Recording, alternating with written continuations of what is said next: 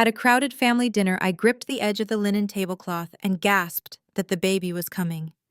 My mother did not panic. She wiped a drop of fluid off her shoes, threw a $50 bill on the table, and sneered, "Call a cab." "I am busy." She left me there in agony to go look at evening gowns. 3 days later, when she showed up at the hospital trying to take my newborn from my arms, she found out the hard way what happens when you push a medical data analyst too far. My name is Riley. I am 33 years old, and I am about to tell you how I systematically dismantled my toxic family without ever raising my voice. Before I continue this story, let me know where you are watching from in the comments below. Hit like and subscribe if you have ever realized the people who should love you the most are the ones you need to protect yourself from. The chandelier above our table at Le Petit Chateau cast a warm glow over the crystal glasses, but I felt nothing but a freezing knot of dread in my chest. We were supposed to be celebrating my mother Brenda's birthday. I was 38 weeks pregnant, my ankles swollen and my back aching. I only agreed to come because my husband Ryan was thousands of miles away, deployed on a naval carrier. As a military spouse, the isolation can be suffocating. I thought being with my mother and younger sister Ashley would bring me some comfort.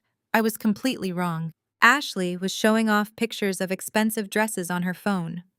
She was attending a gala that weekend and insisted my mother help her pick a gown. I tried to focus on my breathing, but an agonizing cramp seized my lower abdomen. I shifted in my chair, hoping it was just a false alarm. Then a rush of warm fluid soaked through my maternity dress and puddled onto the polished hardwood floor beneath my chair. I gasped loudly, grabbing my stomach. "Mom!" I choked out the pain, stealing the air from my lungs. "My water just broke. The baby is coming." The conversation at the table abruptly stopped. Several wealthy patrons at nearby tables turned to stare at the commotion. I reached my hand out toward my mother, expecting her to jump up to call an ambulance to act like a mother. Instead, Brenda slowly looked down at the floor, then at her pristine red sole heels. Her face twisted into a mask of pure disgust. "Look what you did to my shoes!" she hissed, her voice trembling with anger. "You ruined my birthday dinner, and now you are ruining my shoes." I stared at her, my vision blurring rapidly from a massive contraction that ripped through my entire body. I could not comprehend what she was saying. "Mom, I need to get to the hospital," I pleaded, gripping the heavy mahogany table to keep myself from collapsing. "Ryan is not here. I cannot drive like this. Please." Brenda rolled her eyes, let out a dramatic sigh, and opened her luxury handbag. She pulled out a crumpled $50 bill and tossed it across the table. It landed right in my untouched salad. "Call a cab," she snapped coldly. "I am busy. Ashley has her final dress fitting at the boutique across town in exactly 20 minutes, and they will charge us a cancellation fee if we are late." I looked over at Ashley, hoping for a shred of humanity. Ashley simply took a sip of her sparkling water and shrugged. "Sorry, Riley, but this appointment took me 3 months to book. You will be fine. Women give birth every single day." They stood up, grabbed their coats, and left me clutching my stomach in the middle of a crowded restaurant. The sheer cruelty of their abandonment hit me much harder than the physical pain. I managed to pull myself up, leaving the $50 bill sitting in the salad bowl. The restaurant manager rushed over and offered to call an ambulance, but I shook my head, pride and adrenaline pushing me forward. I stumbled out the heavy glass doors into the freezing parking lot, each step sending bolts of lightning through my spine. As I leaned heavily against a concrete pillar to catch my breath, I looked back through the large restaurant window. My mother and sister were walking out a side exit. Ashley turned her head, made direct eye contact with me, and a slow, malicious smirk spread across her face. That smirk told me absolutely everything I needed to know right then. This was not just selfishness. This was a calculated move. They wanted me to be completely alone. I fished my car keys out of my purse with trembling hands, biting my lower lip until I tasted blood. The freezing air whipped around me as I dragged myself toward my car. Every step felt like walking on shattered glass. I unlocked the door and collapsed into the driver's seat, gripping the steering wheel until my knuckles turned white. I knew the risks of driving myself in active labor. As a medical data analyst, I had read the statistics on maternal distress and traffic accidents, but I had no choice. I started the engine and threw the car into drive, my mind racing faster than my heartbeat. The streets were slick with fresh rain reflecting the glaring streetlights that burned my tired eyes. I focused on timing my breathing. Inhale for 4 seconds. Hold. Exhale. I had barely made it onto the boulevard when the dashboard screen lit up, breaking the tense silence. The Bluetooth incoming call chime echoed through the speakers. The caller ID flashed Jackson. Jackson is my 32-year-old brother-in-law. He is a brilliant African-American man who built a successful tech company from the ground up. He is the only person in my family who ever treated me with genuine respect. I tapped the answer button on the steering wheel, trying to keep my voice steady. Jackson. I gasped, another severe contraction tightening my stomach.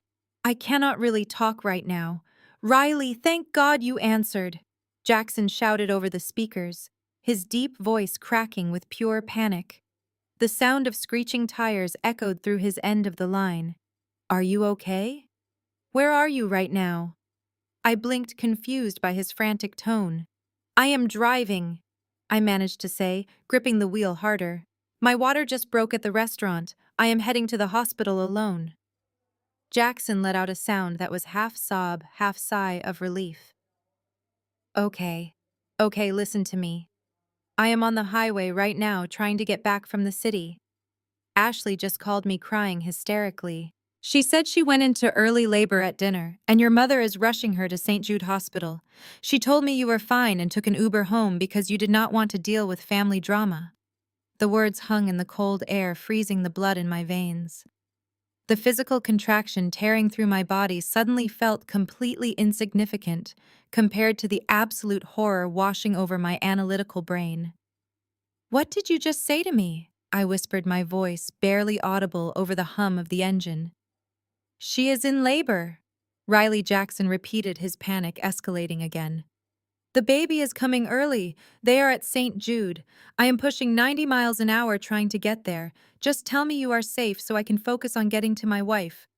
My mind violently snapped the terrible puzzle pieces together. Jackson and Ashley had a miserable marriage. For the past 2 years, he had been mentally exhausted by her constant reckless spending, her manipulative tantrums, and her absolute refusal to sign a post-nuptial agreement to protect his tech wealth. 6 months ago, Jackson had finally packed his bags and handed her official divorce papers. He was entirely done, but exactly 3 days later, Ashley miraculously announced she was pregnant. It was the only thing that immediately stopped the legal divorce proceedings. Jackson, desperate to be a good father, moved back into their sprawling estate and put his entire life on hold for a child he truly believed was his own. For 9 months, Ashley kept her pregnancy fiercely private, letting only our mother attend ultrasounds. She wore loose clothing and posted vague updates online.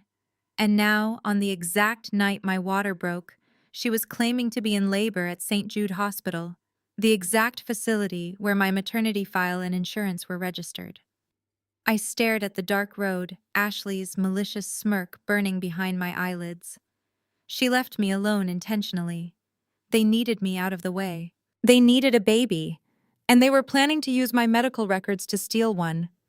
I slammed my foot on the brakes. The tires squealed against the wet asphalt as the car jerked to a halt in the empty intersection. Riley Jackson yelled through the speakers, hearing the screeching tires. What happened?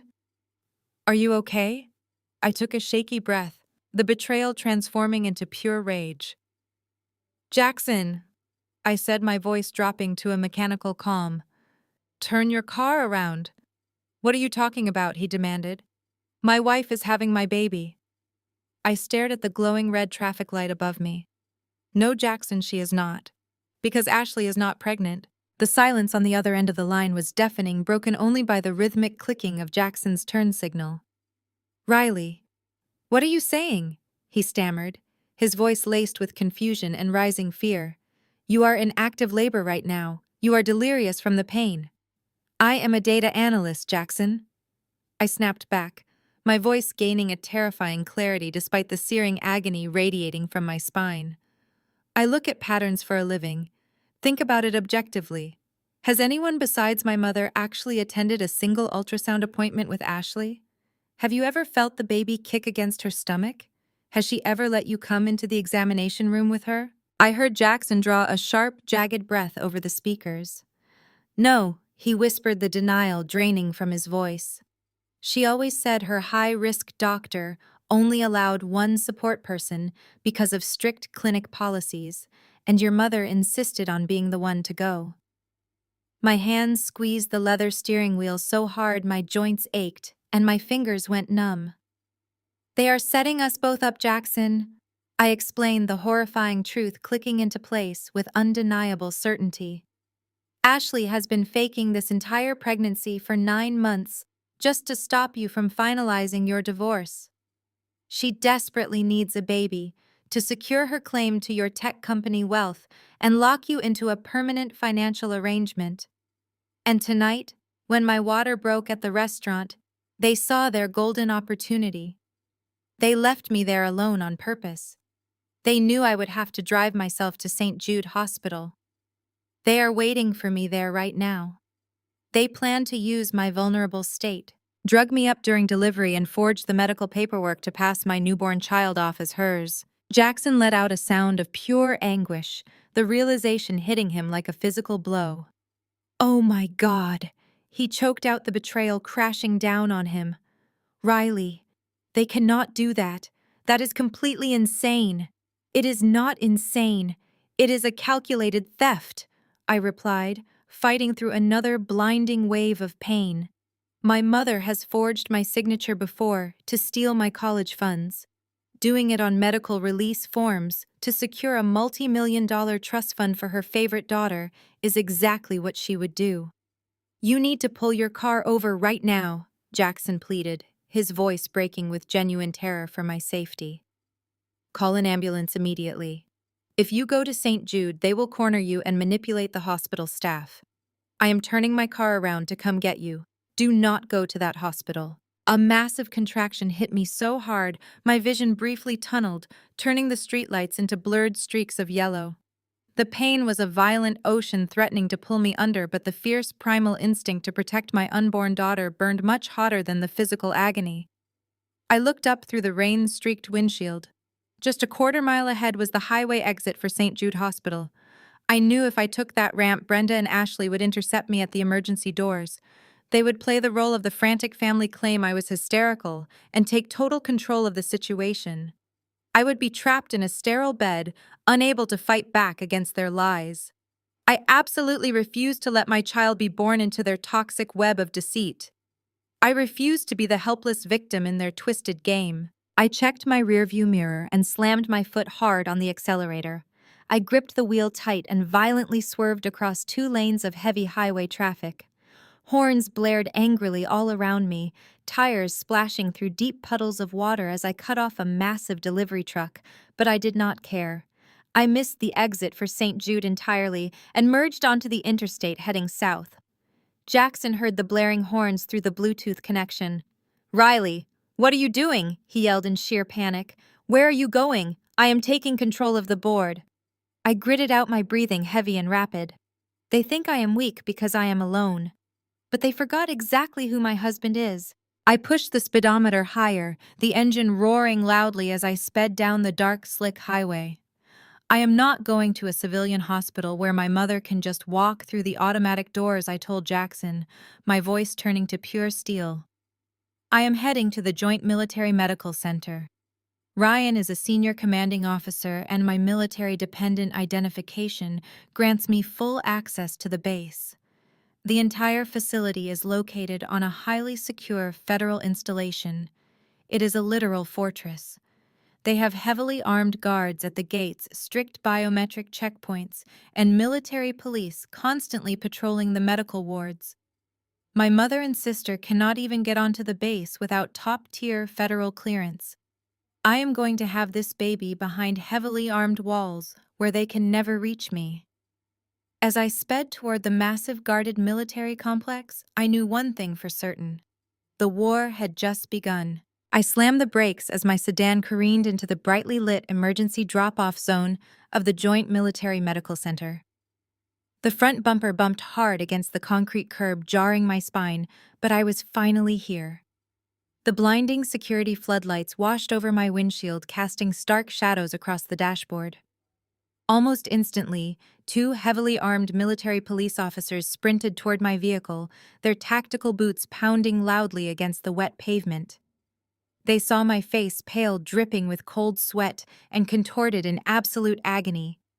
One of them immediately pressed a radio to his shoulder and barked an urgent request for a medical trauma team.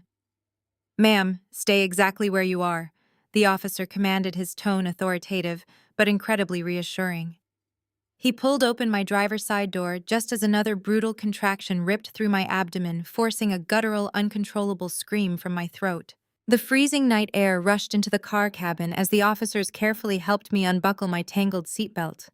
A team of nurses burst through the automatic sliding glass doors, pushing a heavy steel gurney toward us, its wheels clattering loudly against the concrete. They reached out with gloved hands to lift me, but I planted my feet firmly on the ground, gripping the edge of the car door with every ounce of strength I had left. "I am not getting on that bed until I speak to the charge nurse," I shouted over the chaotic noise of the emergency bay. My voice was ragged, breathless, but absolute. A tall woman in dark blue scrubs stepped forward, her face serious, her silver name badge identifying her as Lieutenant Commander Hayes. "I am the charge nurse," she said calmly, placing a warm hand on my trembling shoulder. "Honey, you are in active labor. We need to get you inside right now. Your baby is coming." I locked eyes with her, refusing to let the agonizing pain break my intense focus. "I am a medical data analyst," I stated, breathing heavily through clenched teeth. "I know my federal rights under the Health Insurance Portability and Accountability Act. I am officially invoking a Level 4 privacy blackout protocol. I want my real name completely scrubbed from the main hospital directory immediately. I want an alias assigned to my medical chart, and I want a strict, hard lock placed on my electronic health records. Nobody gets in. Nobody gets information. And if anyone calls this facility asking for me, you are legally required to tell them I am not here." Nurse Hayes blinked clearly, taken aback by my highly specific technical demands while I was literally doubling over in pain. "Ma'am, a full blackout protocol is extreme. It requires a verified threat assessment," she explained, trying gently to guide me toward the waiting gurney. I grabbed her forearm, my fingers digging into the fabric of her scrubs. "The threat is my own mother." I choked out, tears of sheer desperation and rage finally spilling over my eyelashes. "When I was 18 years old, she maliciously forged my signature on federal loan documents to steal my entire college fund. She took out massive credit cards in my name, drained the accounts, and destroyed my financial future before my adult life even began. Right now, she is at a civilian hospital across town, waiting to forge my signature on medical release forms so she can steal my child for her own financial gain. She is a master manipulator who knows exactly how to exploit the healthcare system. If my real name shows up anywhere in your registry, she will find a way to track me down and access my room. You have to hide me. Please, I am begging you to hide us." Nurse Hayes stared at me, processing the raw terror in my voice. The standard protocol hesitation vanished from her eyes, replaced instantly by fierce, unyielding military protectiveness. She turned to the nearest military police officer. "Get her inside right now," she ordered sharply, her voice cutting through the chaotic noise. Then she looked back at me, her expression turning into a mask of pure determination. "Do not worry about a thing, sweetheart. You are officially an alias patient. As of this exact second, you do not exist in our system." I finally let my tight grip loosen, allowing my exhausted body to collapse onto the padded gurney. The nurses immediately pushed me through the heavy sliding doors, the bright fluorescent lights of the hospital hallway flashing above me. The automatic locks clicked firmly shut behind us, sealing me inside the impenetrable military fortress. Officially, Riley had vanished from the face of the earth.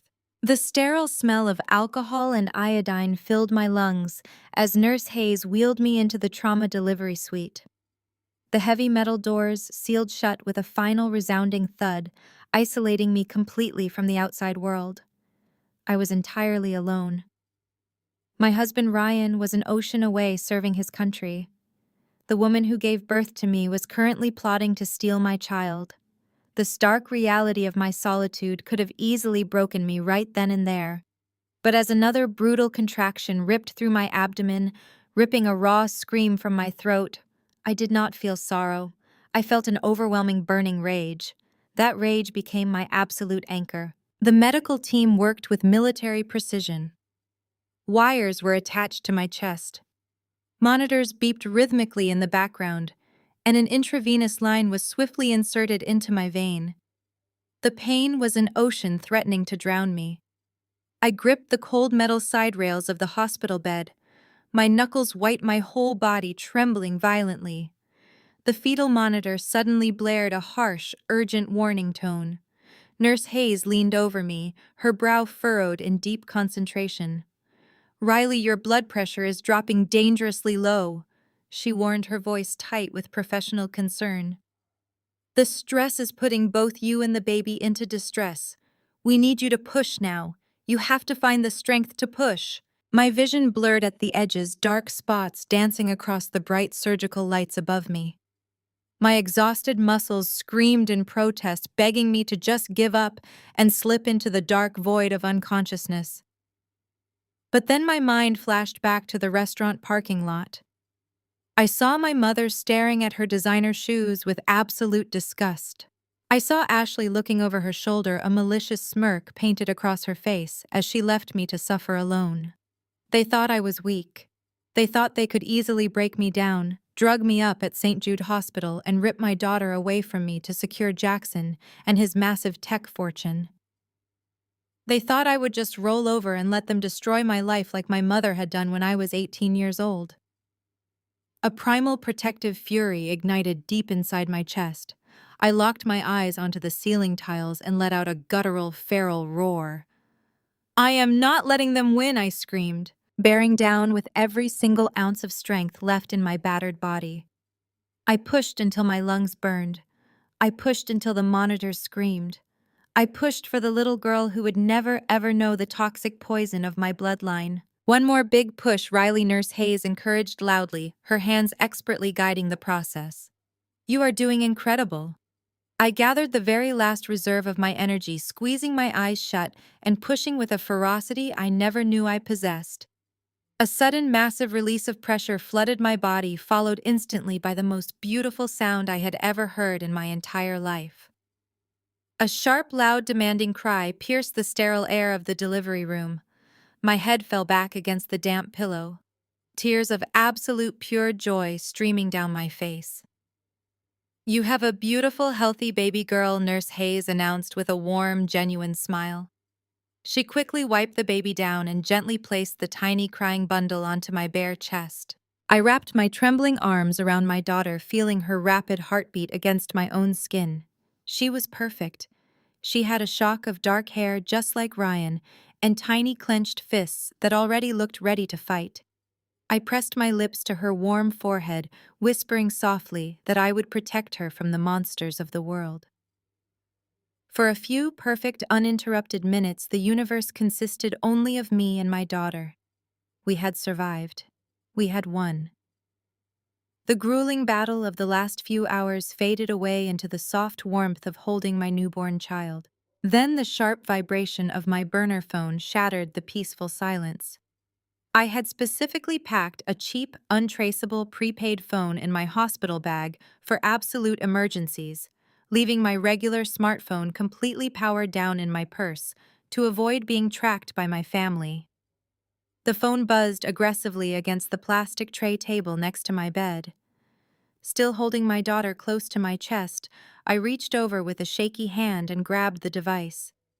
The bright screen illuminated the dim room with a stark, terrifying automated text message from my medical insurance provider. "Fraud alert warning. We have detected an urgent request to access your maternity medical records and insurance portal from a terminal located at St. Jude Hospital. Your social security number was just manually entered at the pediatric triage desk. Reply 1 to authorize or call immediately. My blood ran ice cold, freezing the warmth of the moment. They were not just waiting for me. They were actively breaking into my life and stealing my identity. I immediately texted back a secure command code to lock my insurance portal, initiating a total freeze on my medical records. The nurse rushed in, alerted by the sudden spike in my heart rate on the monitor, but I waved her away. I was no longer a victim. I was a strategist. Over the next 3 days, the secure recovery ward at the Joint Military Medical Center became my personal war room. While my body healed from the trauma of the solo delivery, my mind was running at full capacity. I used my encrypted laptop to systematically lock down every single piece of my personal medical and financial data. I set up alerts, changed passwords, and drafted a coded email to my husband's military lawyer. My beautiful daughter was thriving currently down the hall in the highly restricted pediatric wing for her routine newborn hearing screening. I was alone in my room finalizing a data trace on the IP address that tried to breach my files at St. Jude Hospital. Then the heavy reinforced door to my recovery room suddenly clicked and swung open. I looked up, my fingers freezing over the keyboard. My mother Brenda pushed her way into the room, followed closely by Jackson. For a split second I was genuinely shocked. This was a locked-down military facility, but then I remembered who Jackson was. His tech company held several lucrative Department of Defense software contracts. That civilian contractor clearance was the skeleton key my mother had desperately needed to bypass the lower security checkpoint. She must have spun a frantic, tearful story to Jackson about a family emergency to convince him to bring her onto the base. Jackson looked completely exhausted. Dark circles bagged under his eyes. His expensive designer suit was wrinkled, and his broad shoulders slumped with the heavy weight of the last 72 hours. He looked like a man whose entire reality was fracturing, but Brenda looked like she was ready for a theatrical audition. She practically sprinted into the room, her face plastered with a terrifyingly fake mask of maternal desperation. She was clutching a massive, expensive bouquet of pink lilies and a plush designer baby blanket. She completely ignored the dark bruises on my arms from the intravenous lines and the exhausted pallor of my face. Her eyes darted wildly around the sterile room, frantically scanning the empty corners and the neatly made secondary bed. "Oh, my poor, sweet darling," Brenda cried out, her voice dripping with artificial honey that made my stomach turn. She rushed toward my bed, throwing the flowers onto the side table and reaching her hands out as if she wanted to embrace me. I leaned back against my pillows, crossing my arms over my chest to physically block her unwanted touch. Jackson stepped into the room right behind her, closing the door quietly. He looked at me with a mixture of profound sorrow and desperate confusion. "Riley, I am so sorry to just show up like this," Jackson said softly, his voice rough and tired. "Your mother told me what happened. She said you called her in a panic, that things went horribly wrong. I had to use my federal clearance to get us up here. We have been out of our minds with worry." I kept my eyes fixed on Brenda. She was vibrating with nervous energy, her gaze still hunting for the clear plastic bassinet that was noticeably absent from the room. She needed the physical child. She needed her prize. Without the baby, her entire scheme with Ashley would completely collapse. The clock was ticking on Jackson's divorce, and Brenda was losing her mind. "Where is my beautiful grandchild?" Brenda demanded, her voice rising in a pitch of theatrical panic. She clasped her hands together in front of her chest, playing the role of the distraught grandmother perfectly for Jackson's benefit. "You drove off all by yourself in such a terrible state. We were completely terrified. Please, Riley, tell me everything is okay. Let me see the baby. Let me hold my granddaughter right now." The silence in the room grew heavy, thick with the electric tension of a trap snapping shut. I looked at the frantic woman who had abandoned me in a restaurant parking lot when I was bleeding and terrified. I looked at the woman who had spent my entire life viewing me as nothing more than a disposable asset. I calmly reached forward and closed my laptop. It shut with a sharp, decisive click that echoed in the quiet hospital room. I sat up straight, ignoring the pain in my abdomen.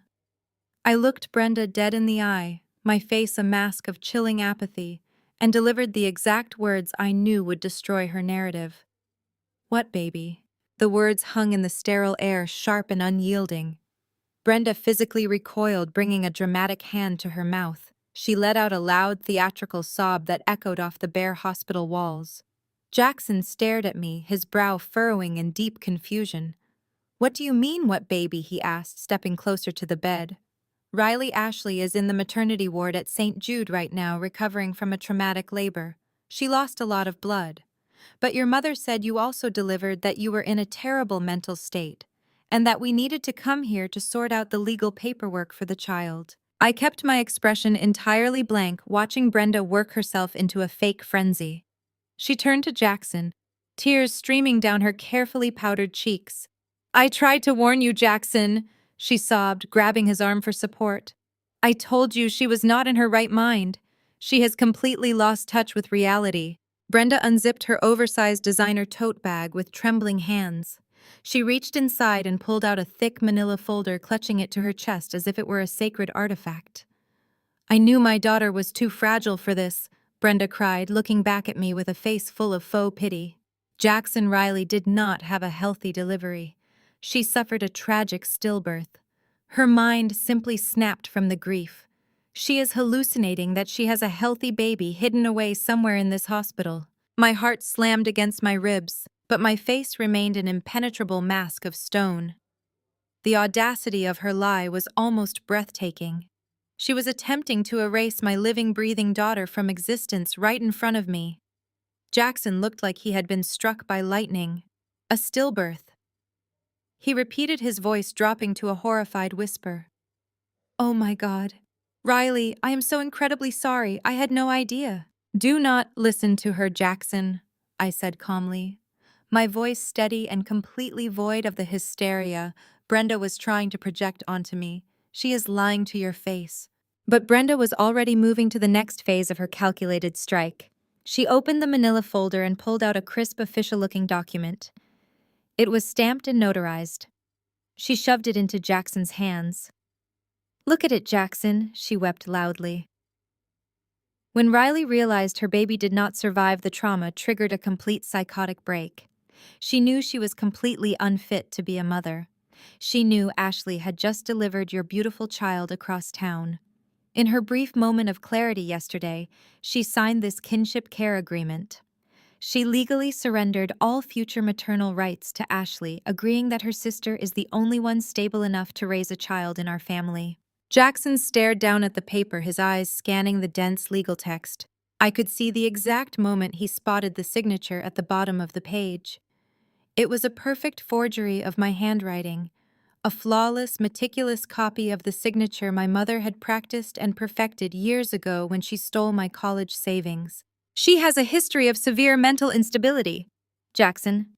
Brenda continued, her voice dripping with venomous faux concern. "She weaponized the darkest period of my life without a second thought. You remember her major depressive episode in her 20s, do not you? When she could not even get out of bed for 6 months. When we had to practically institutionalize her. Her brain is broken, Jackson. She signed this document giving Ashley full custody of the child she hallucinated, and now she is pretending none of it ever happened. She needs to be locked in a psychiatric ward before she hurts herself or someone else." I watched Brenda weave her sick tapestry of lies. When I was 22, I had suffered from severe clinical depression after my father passed away. I sought therapy, took medication, and completely healed. But in my mother's twisted mind, my past vulnerability was simply ammunition waiting to be fired. She was using my genuine mental health history to build a flawless profile of an unstable woman, paving the way for her to steal my newborn under the guise of an emergency family rescue. Jackson looked up from the forged document, his eyes wide with horror and overwhelming pity. He looked at the paper bearing my exact signature, then looked back at my mother, who was putting on the performance of a lifetime. The fake legal proof in his hands was incredibly convincing. The narrative of a grieving, psychotic mother fit perfectly into the chaotic story Brenda had spun for him all night. Then Jackson turned his gaze to me. He expected to see a shattered, hysterical woman sobbing over a lost child. He expected to see the broken girl my mother was describing. Instead, he saw a woman sitting perfectly upright in her hospital bed, her laptop closed beside her, her eyes blazing with a cold, terrifying clarity. He was caught dead in the center of the trap, paralyzed between the tangible legal proof held tightly in his hands and the absolute chilling calmness radiating from my face. Jackson opened his mouth to speak, but I did not give him the chance to voice his doubts. I did not shed a single tear. I did not raise my voice or defend my sanity.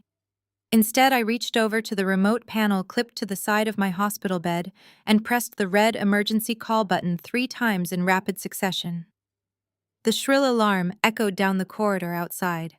Less than 15 seconds later, the heavy reinforced door swung open and 2 military police officers stepped into the room. They were fully geared in tactical uniforms, their hands resting cautiously near their utility belts. The sudden presence of armed federal authorities sucked the remaining oxygen right out of the room. Brenda gasped, taking a quick step back and clutching her designer bag against her chest. Jackson froze, instinctively holding the manila folder up as if to surrender it. Officer Brenda stammered, pointing a trembling finger at me. "My daughter is having a severe mental health crisis. You need to call the psychiatric ward immediately. She is completely delusional." I ignored her entirely and looked directly at the taller officer. "Sir," I said, my voice steady and commanding.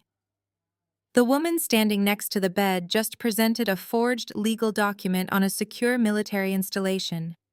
"I need you to secure it as evidence." The officer immediately stepped forward, holding his hand out to Jackson. Jackson, his eyes wide with shock, slowly handed the kinship care agreement over. I turned my attention back to my brother-in-law. "Jackson, look at me," I ordered. He blinked, pulling his gaze away from the armed guards to meet my eyes. "You run a massive tech company, Jackson. You understand data. You understand timestamps. Look at the bottom of that page you were just holding. What time and date were printed next to my supposed signature?" Jackson swallowed hard, his voice shaking. "It was dated yesterday, 4:30 in the afternoon." I nodded slowly, letting the factual weight of his words settle into the room.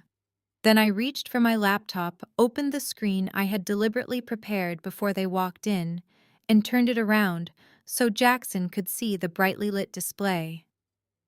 "This is my official electronic health record verified by the military medical database. Look at the entry for yesterday at exactly 4:30 in the afternoon. Read it out loud, Jackson.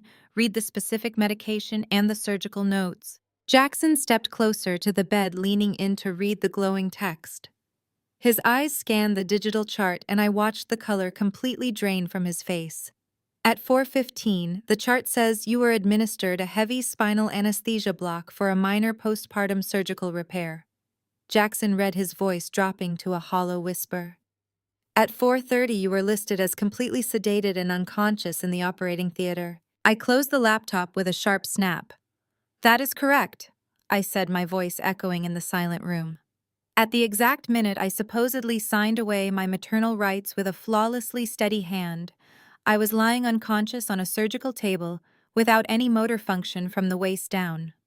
I could not even hold a cup of water, Jackson, let alone sign a legally binding contract transferring custody of a child. Jackson slowly turned his head to look at my mother.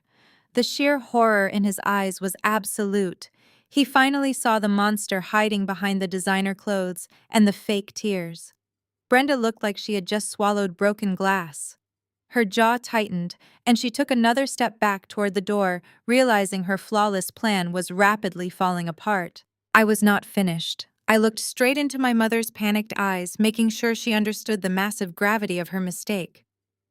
"You forgot where you are, Mother," I said, my tone ice cold. "We are not sitting in a civilian lawyer office. We are not at the county courthouse. We are on a highly classified federal military base. Presenting a falsified legal document to a military officer on federal property is not a simple civil dispute. It is a federal felony. It is identity theft fraud and a direct violation of federal military code. You did not just forge a signature today.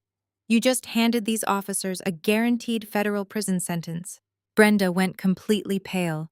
The heavy layer of makeup on her face suddenly looked like a tragic mask over ghost-white skin. Her breathing grew shallow and rapid as the two military police officers turned their attention entirely onto her, their expressions turning stone cold. Any rational human being would have surrendered right then. Any normal person would have broken down and confessed. But my mother was not normal. Her deep-rooted narcissism refused to allow her to lose control. She squared her shoulders, lifted her chin defiantly, and completely refused to back down. Jackson could not breathe. The walls of the secure military hospital room seemed to be closing in on him. He looked at the two federal officers standing like statues, their hands resting cautiously near their weapons.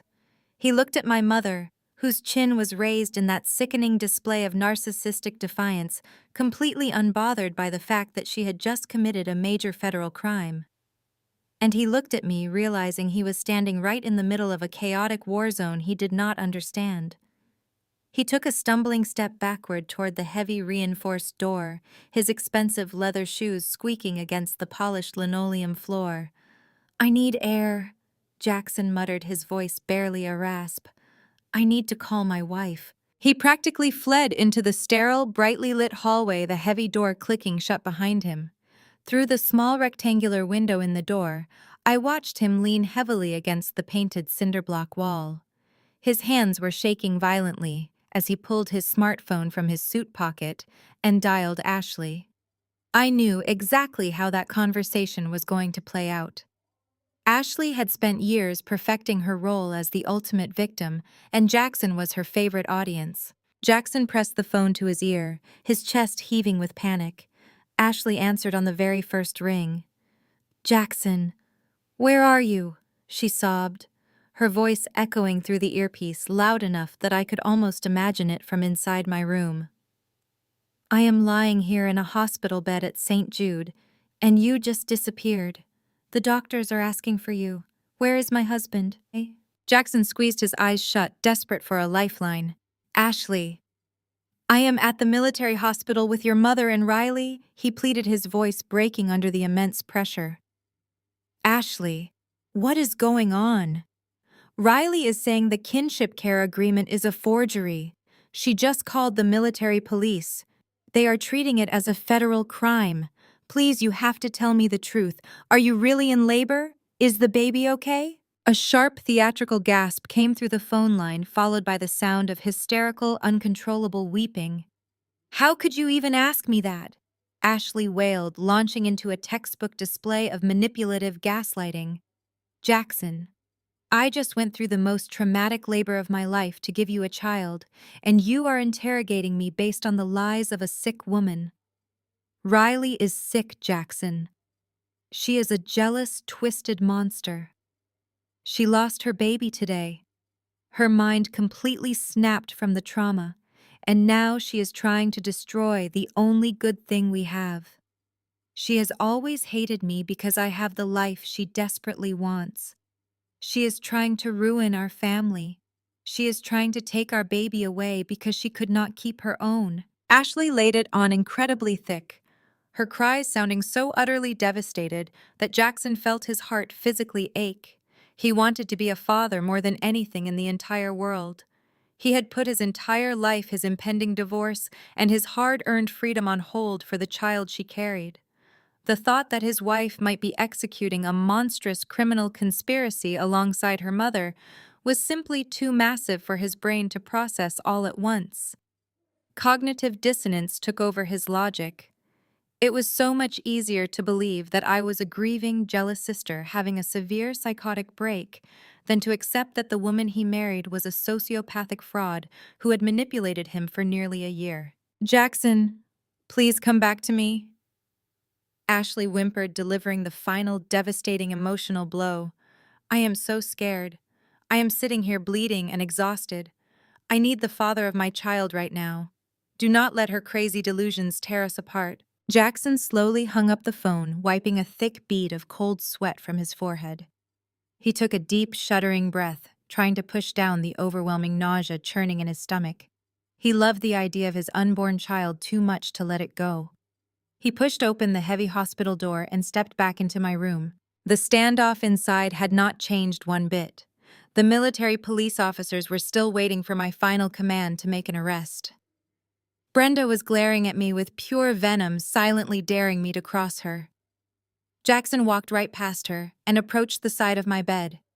He looked down at me, his eyes pleading, begging me to be the villain so his perfect life could remain intact. "Riley!" "Please," Jackson begged, his voice trembling with exhausted desperation. "I just spoke to Ashley. She is terrified and crying in her hospital bed.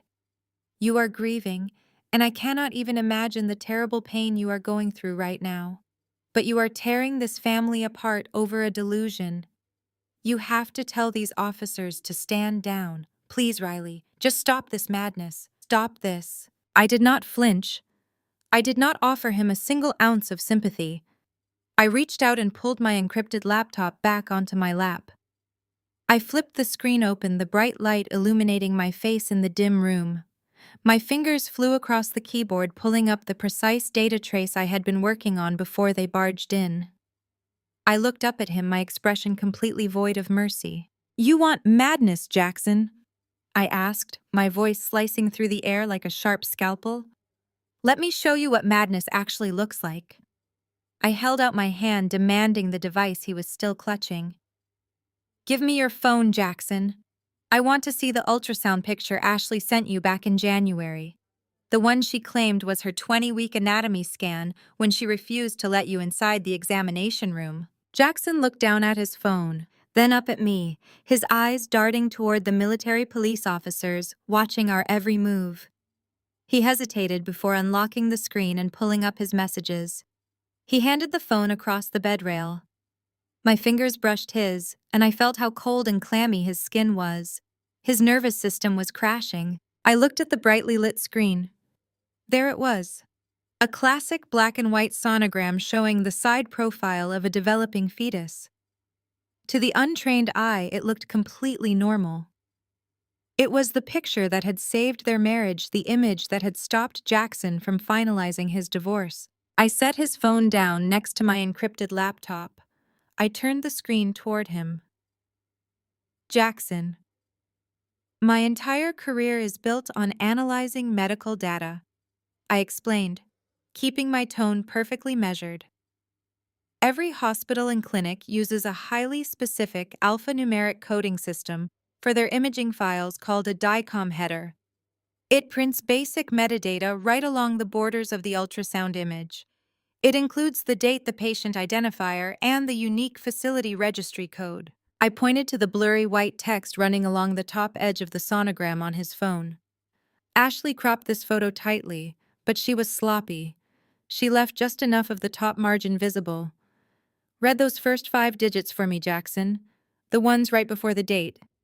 Jackson leaned in, squinting at the small text. "It says 48201. He read, his voice shaky. I typed those 5 digits into the National Provider Registry database on my laptop and hit enter. The screen instantly populated with a verified facility profile. 48201 is the registry code for a boutique ultrasound clinic located in Austin, Texas, I read aloud. "Have you and Ashley taken any secret trips to Texas recently, Jackson?" Jackson shook his head slowly, his brow furrowed in deep confusion. "No. We have not left the state since last summer. She told me she had this done at the St. Jude Maternal Fetal Medicine Center downtown." I hit a few more keys, navigating to a reverse image search engine that I frequently use to flag fraudulent medical insurance claims. I dragged the ultrasound photo from his text messages and dropped it into the search bar. "This algorithm scans the internet for exact pixel matches," I explained as a blue loading bar flashed. "It looks for identical grain patterns, shadows, and contrast levels." Less than 3 seconds later, the search results populated. I clicked on the very first link and stepped back, letting Jackson see the screen clearly. The webpage that loaded was a popular mommy blog titled The Texas Mama. The post was dated nearly 6 years ago. Right in the center of the article, accompanied by a long paragraph about second trimester pregnancy, was the exact same ultrasound image. It was an identical pixel match. Every shadow, every curve, every tiny white speck of static matched the photo Ashley had sent him perfectly. She did not even try to hide the watermark when she downloaded it, I said, my voice completely devoid of pity. She just cropped it, applied a filter to make it look darker, and texted it to you. There is no baby at St. Jude Hospital. There never was. Your wife has been wearing a silicone belly pad for 9 months and playing you for a complete fool. The air was sucked out of the room. The silence was so profound I could hear the faint hum of the fluorescent lights. Brenda backed away until her shoulders hit the wall, her face a mask of absolute terror. Jackson stared at the glowing screen, his eyes tracing the lines of the ultrasound image that belonged to a stranger from 6 years ago. His hand began to shake so violently that he could no longer hold on to anything. His smartphone slipped from his trembling fingers and hit the linoleum floor with a sharp crack, the screen splintering into a spider web of broken glass. He did not try to pick it up. He stood frozen, his broad shoulders slumped inward, staring down at the shattered device by his leather shoes. The illusion was dead. The child he dreamed about, the nursery he painted, the future he sacrificed his freedom to build, none of it existed. His entire impending fatherhood was a fabricated lie. Jackson slowly backed away from Brenda as if she were radiating a toxic disease. He shook his head, his chest heaving as he stared at the woman he had called family for years. You knew, he whispered, his voice thick with devastation. You knew the whole entire time. You and Ashley fabricated this entire pregnancy to trap me in a marriage I desperately wanted to leave. You made an absolute fool out of me. Brenda looked down at the shattered phone on the linoleum, then looked at Jackson retreating toward the heavy hospital door. She realized in a fraction of a second that the game was entirely over. Jackson was lost. The multi-million-dollar trust fund, the estate, the lifestyle she and Ashley depended on it, was all disintegrating right in front of her eyes. And because she was a textbook narcissist, her brain could not process her own failure. She needed a scapegoat. The loving, frantic grandmother facade she had worn since she pushed her way into my room vanished instantly. Her shoulders squared, her jaw locked, and her face twisted into a mask of pure, unadulterated venom. She slowly turned her gaze away from Jackson and locked her eyes onto me. You just could not let her have this one single thing. Could you? Brenda hissed. Her voice had dropped its theatrical high pitch, turning into a guttural, vicious sneer that echoed off the cold hospital walls. She took a menacing step toward my bed, completely ignoring the 2 armed military police officers who immediately tensed their hands, hovering over their tactical belts. You have always been the absolute cancer of this family, Riley. Brenda screamed, spittle flying from her lips as her rage boiled over. Since the day you were born, you have done nothing but ruin everything you touch. You always thought you were so much better than us because you were smart. Because you moved away and married a military officer. But you are nothing. You are a selfish, arrogant little brat who only cares about herself. I sat perfectly still, my face entirely blank. I let her scream. I let her expose exactly who she was in front of federal law enforcement and her wealthy son-in-law. Ashley needed that baby! Brenda yelled wildly, gesturing toward the hallway. Her husband was going to throw her out on the street. She deserves that lifestyle. She deserves to be taken care of. You have a husband who provides for you. You have a secure life. You could have just signed that paper, handed the infant over to your sister, and walked away. We could have all been happy. But no, you had to destroy your sister's life just to prove a point. You had to humiliate us. Jackson stared at her, completely paralyzed by the sheer sociopathic logic pouring from her mouth. You are insane, Jackson breathed out, his voice trembling. You are actually talking about stealing a human being like it is a piece of property. Shut up, Jackson. Brenda snapped, not even looking at him. She kept her furious eyes locked on me. You think you won this, Riley? You think because you pulled up some old blog post on your little computer that you have outsmarted me. I am your mother. I brought you into this world and I know every single one of your weaknesses. I will completely destroy you before I let you walk away with that child. I will make sure you never see the light of day again. If Brenda could not quietly steal my daughter through forged documents and manipulation, she was going to use the ultimate weapon of the state to rip my child from my arms. She aggressively reached into her oversized designer tote bag. She bypassed the useless forged contracts and pulled out her smartphone. Her manicured fingers violently punched in a number, and she pressed the device hard against her ear. She stared at me with a chilling, triumphant smirk as the line connected. "Hello, Child Protective Services," Brenda said loudly. Her voice suddenly shape-shifted again, returning to the frantic, terrified tone of a desperate family member. "I need to report an immediate life-threatening emergency regarding a newborn infant. My daughter Riley is currently a patient at the Joint Military Medical Center. She has a documented history of severe mental illness, and she is currently experiencing a violent episode of schizophrenia and postpartum psychosis. She is completely detached from reality.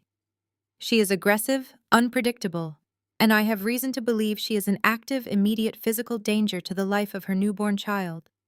You need to send an emergency intervention team to this hospital right now before she kills my granddaughter." I watched my mother lower the phone from her ear, a triumphant smirk playing across her perfectly painted lips.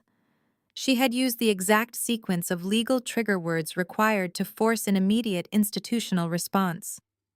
Schizophrenia, postpartum psychosis, immediate physical danger. In the eyes of the law, and especially under strict liability protocols of a federal military medical center, those words were an absolute mandate. The two military police officers in the room immediately shifted their posture. Their hands dropped away from their weapons, but their stance became rigidly procedural. One of them spoke into his shoulder radio requesting a psychiatric evaluation team. Jackson snapped out of his paralyzed state.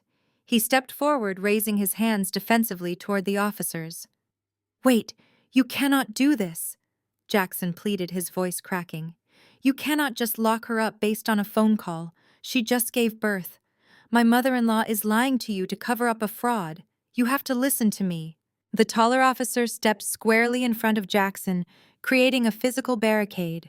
"Sir, please step back," the officer commanded, his tone leaving absolutely no room for negotiation.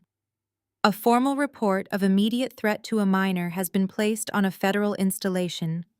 We are legally obligated to initiate a standard 24-hour psychiatric hold and separate the mother from the infant until Child Protective Services conducts a full investigation.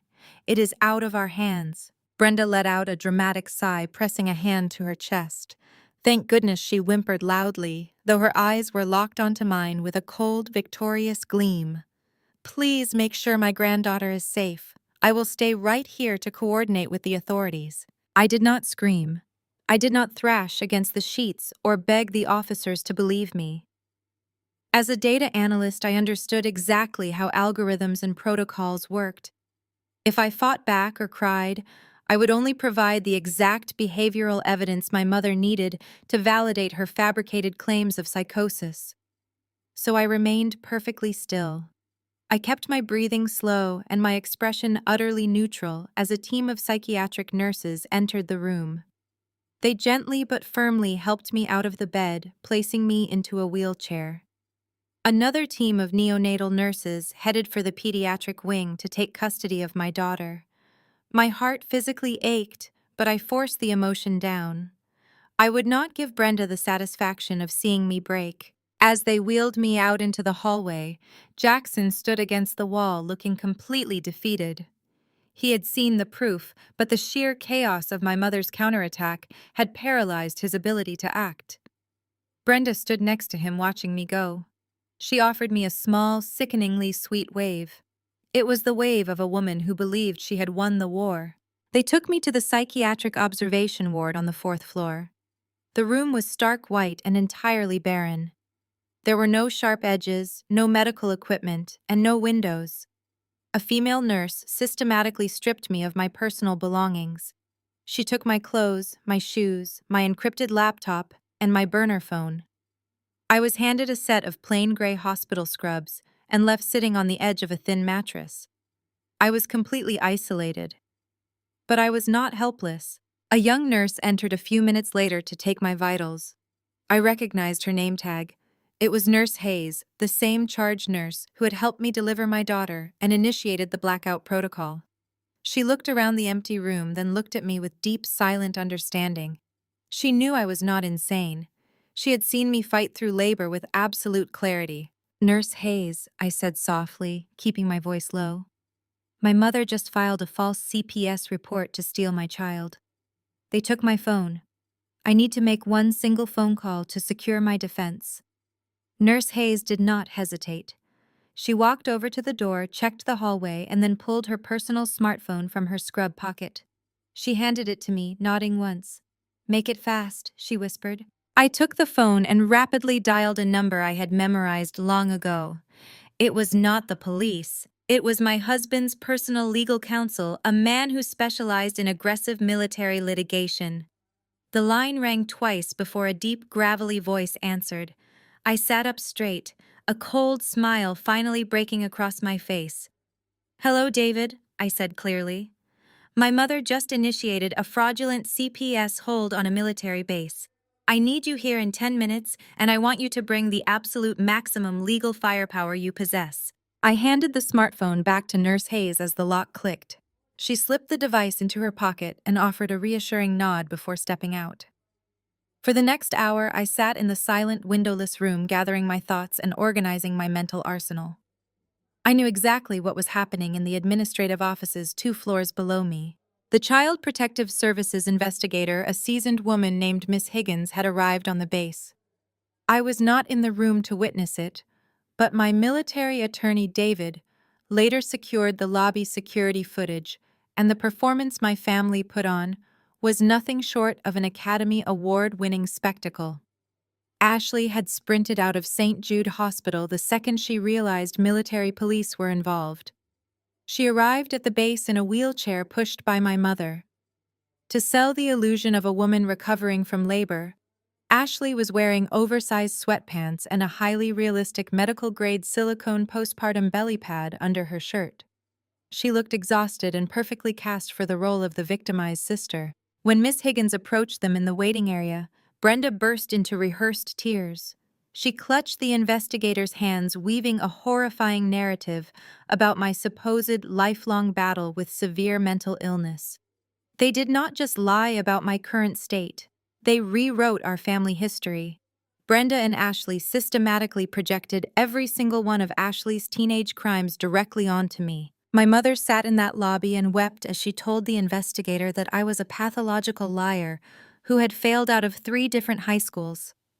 She claimed that when I was 17, I had stolen a neighbor's car in a manic episode and crashed it into a ditch, forcing our family to pay tens of thousands of dollars to keep me out of juvenile detention. She painted a vivid, agonizing picture of a troubled girl who had tortured her loving parents for decades. In reality, I was the straight-A student who had secured a full academic scholarship, while Ashley was the one who had totaled the car and dropped out of school. But Miss Higgins did not know that yet. She was looking at a sobbing grandmother and a seemingly exhausted, bleeding mother who claimed her insane sister was trying to kidnap her newborn. Jackson stood in the corner of the lobby during this entire performance, utterly silent. The psychological whiplash of seeing his wife in a wheelchair with a swollen belly, combined with the sheer confidence of their lies, had paralyzed him completely. He was watching his entire reality blur into fiction. By the time Miss Higgins finished taking their preliminary statements, she was fully prepared to walk into a psychiatric ward and interview a highly volatile, dangerous, and deeply delusional woman. She expected screaming, she expected frantic pacing, erratic behavior, and incoherent rambling about conspiracies. The heavy door to my observation room finally opened.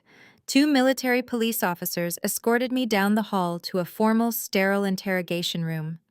I was wearing shapeless gray hospital scrubs, my hair was tied back, and I had absolutely no makeup on. I sat down at the cold metal table. A moment later, Miss Higgins walked in, carrying a thick clipboard and wearing an expression of deep professional pity. She sat across from me, sighing heavily as she prepared herself to deal with a severe psychiatric breakdown. "Riley, my name is Miss Higgins." She began, her tone soft and patronizing, the kind of voice you use to speak to a frightened child. "I am here to talk about the events of this evening and to ensure the safety of the infant. I know you are going through a very confusing and difficult time right now. Your mother and sister have explained your medical history to me. I did not break eye contact. I did not fidget, cry, or raise my voice. I sat perfectly upright, my posture rigid, and my breathing completely controlled. The door behind Miss Higgins swung open, and David, my husband's military attorney, strode into the room. He was wearing a sharp, dark suit and carried a large, heavy leather briefcase. He completely ignored the investigator and stood directly by my side, radiating absolute authority. Miss Higgins looked startled by the sudden intrusion. "Excuse me, sir, this is a closed psychiatric evaluation," she stated defensively. "This is a federal legal proceeding," David corrected her, his voice booming in the small room. "And my client is entirely of sound mind." I reached into David's open briefcase. Miss Higgins braced herself for an outburst. Instead, I calmly pulled out a massive, meticulously organized binder filled with color-coded tabs, bank statements, and certified medical records and slid it directly across the metal table toward her. "Before you even open that binder, Miss Higgins," David said, his voice commanding absolute attention, "let me present the foundational document of this entire absurd investigation."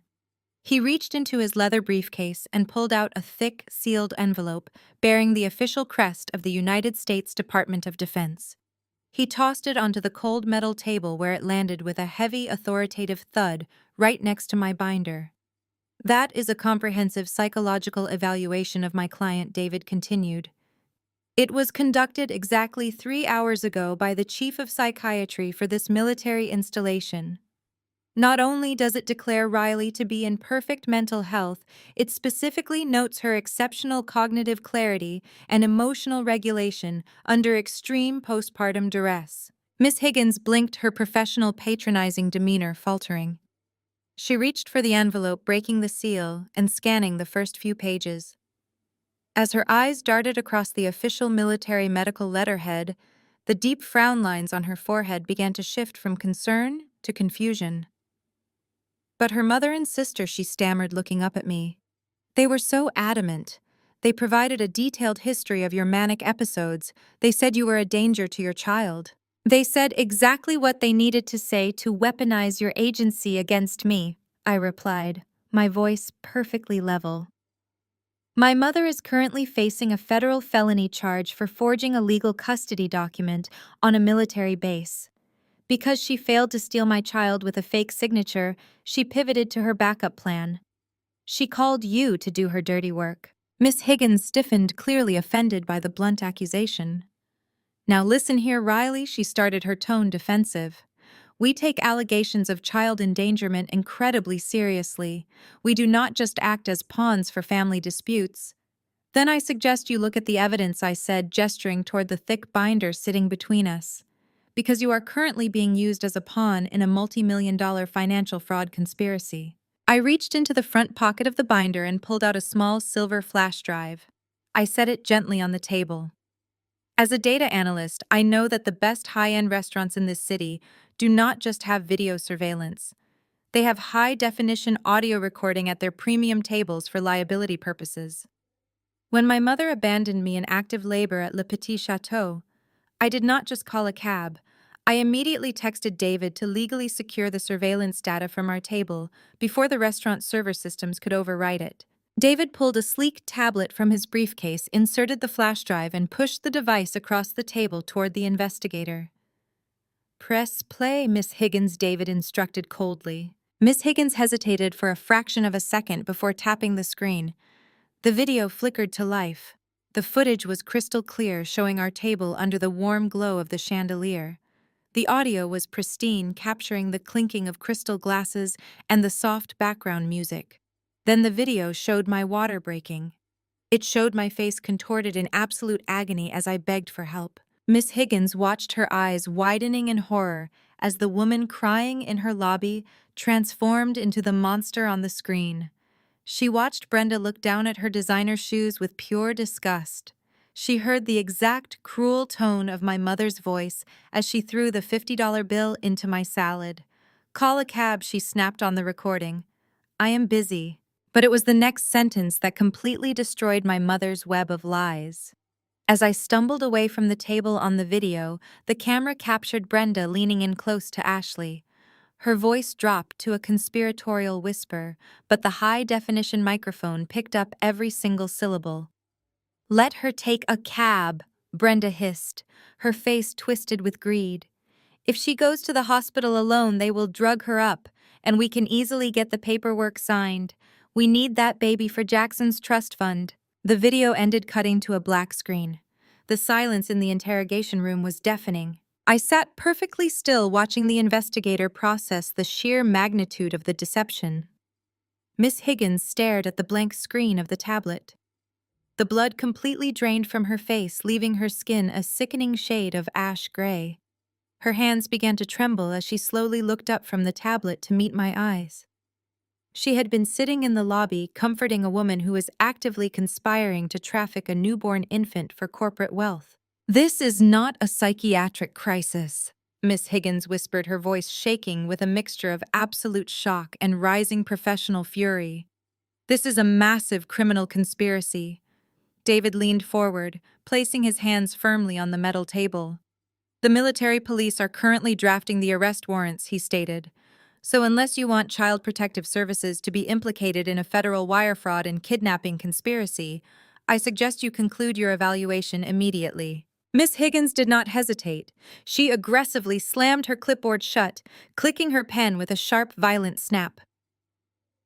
"The psychiatric hold is completely lifted," she declared, standing up so fast her chair scraped loudly against the floor. "This case is instantly dismissed." "Let us go get your daughter back, Riley." Miss Higgins marched out of the interrogation room with David and the military police officers right behind her. I followed closely, my heart pounding with a fierce mixture of adrenaline and overwhelming relief. Within 15 minutes, the nightmare was over. The pediatric nurses brought my daughter back to me. I sat in a private recovery suite, holding her warm, tiny body against my chest, breathing in the sweet scent of her skin. The heavy iron grip of fear that had choked me for hours finally released. But the battle was far from over. Downstairs in the hospital lobby, the reality of the situation was crashing down on my mother and sister. David had handed the surveillance footage over to the federal authorities. The military police approached the waiting area with handcuffs ready to arrest Brenda for filing a false federal report and forging medical documents. Ashley saw the armed guards marching toward them and realized her fake pregnancy and their malicious conspiracy were about to end in a prison cell. Because she was a true sociopath, she did not confess or apologize. She played her most manipulative and dangerous card yet. As the officer stepped into the lobby, Ashley suddenly stood up from her wheelchair. She let out a blood-curdling theatrical scream and sprinted toward the automatic sliding glass doors. Jackson yelled her name, chasing after her in absolute panic. Ashley burst into the rainy hospital parking lot. Instead of running away, she violently threw herself onto the wet pavement, right in the path of an oncoming, slow-moving hospital transport shuttle. The shuttle slammed on its brakes, stopping inches from her, but Ashley writhed on the ground, gasping for air and clutching her chest. She screamed that her life was over, that the grief of losing her baby was too much to bear, and that she had swallowed a handful of stolen prescription pills in the bathroom to end her own life. It was a completely fabricated suicide attempt designed entirely to weaponize Jackson's empathy and halt the impending arrests. And it worked perfectly. The military police were forced to pivot from an arrest protocol to a critical medical emergency. Paramedics rushed out, loaded Ashley onto a stretcher, and wheeled her into the civilian trauma center across the street. Jackson was instantly pulled back into her toxic orbit, trapped by the overwhelming guilt and terror of watching his wife attempt to take her own life. Because Jackson was the high-profile chief executive officer of a massive health tech company, the chaos in the parking lot did not stay quiet. Within 2 hours, local news vans were parked outside the hospital. By morning, the story had been picked up by national financial blogs and gossip sites. The headlines were a public relations nightmare. Prominent tech executive wife rushed to trauma center following tragic pregnancy complications and alleged suicide attempt. The media spun a devastating narrative about a grieving mother pushed to the brink. The corporate fallout was immediate and brutal. Jackson's tech company was preparing for a major software launch, and investors panicked sold their shares. The company's stock wobbled, dipping 6% by the time the market opened. Shareholders demanded answers, and Jackson was trapped in a civilian hospital room, sitting beside a woman who was hooked up to saline drips and faking a catatonic depressive state. He could not leave her without looking like a monster to the press, and he could not divorce her while she was supposedly on suicide watch. Ashley had successfully built a fortress out of her own fabricated tragedy. I sat in my secure room watching the news coverage stream across the screen of my returned encrypted laptop. My daughter was sleeping peacefully in the bassinet beside me, safe behind military-grade security. But as I watched the reporters dissect Jackson's personal life and saw my mother giving a tearful, anonymous quote to a tabloid magazine, a cold, hard truth settled into my bones. Defending myself was no longer enough. I had successfully protected my child and cleared my name, but Brenda and Ashley were still out there manipulating the narrative and destroying Jackson's life. They had weaponized the media, the legal system, and the fundamental goodness of the people around them. As long as they possessed any social standing or financial leverage, they would never stop coming for me. They would never stop lying. I closed my laptop, feeling a new, terrifying sense of calm wash over me. I did not just need to build a higher wall. I needed to burn their entire kingdom to the ground. I had to go on the offensive. 2 days after I was officially discharged from the military hospital, I was sitting in the quiet sanctuary of my own living room. My daughter was asleep in her bassinet nearby. Ryan and I had spent hours on a secure video call discussing the situation, and he had immediately doubled the private security patrol around our property. The media storm surrounding Jackson and Ashley was still raging outside, but inside my home the air was completely still. It was approaching midnight when the motion sensor alert chimed softly on my security tablet. I pulled up the front porch camera and saw a solitary figure standing in the freezing rain. It was Jackson. I unlocked the heavy deadbolts and pulled the front door open. Jackson stood on my porch looking like a hollow shell of the confident tech executive he used to be. His expensive wool coat was soaked through and his shoulders were hunched against the biting cold. I did not say a single word. I simply stepped aside and let him walk into the warm entryway. He stood there dripping water onto the hardwood floor, completely ignoring the chill. He looked at me, and the last remaining shred of his pride finally shattered. "Riley, I am so incredibly sorry," Jackson said, his voice cracking with raw exhaustion. "I am so sorry I ever doubted you in that hospital room. I was weak and I let them manipulate my desperate desire to be a father. I should have stood by you when your mother brought out that forged document." I crossed my arms, keeping my distance. "How is your wife, Jackson?" I asked, my tone perfectly neutral. Jackson let out a bitter, hollow laugh that held absolutely no joy. "She is perfectly fine," he replied, shaking his head in profound disgust. I sat by her bed in the trauma center for 2 agonizing days while the media dragged my company through the mud. The doctors ran a comprehensive toxicology panel on her. There was absolutely nothing in her system. She did not swallow a single pill. It was a complete performance designed entirely to trap me in that room and stop the military police from arresting her and your mother. And the worst part is she laid there in that hospital bed crying about our lost baby, knowing I was sitting right beside her, carrying the agonizing weight of her lies. He looked up at me, his eyes red and bloodshot. "I cannot do this anymore, Riley," he pleaded. "I cannot just hand her divorce papers and walk away. If I try to leave her quietly, she will drag my name through family court.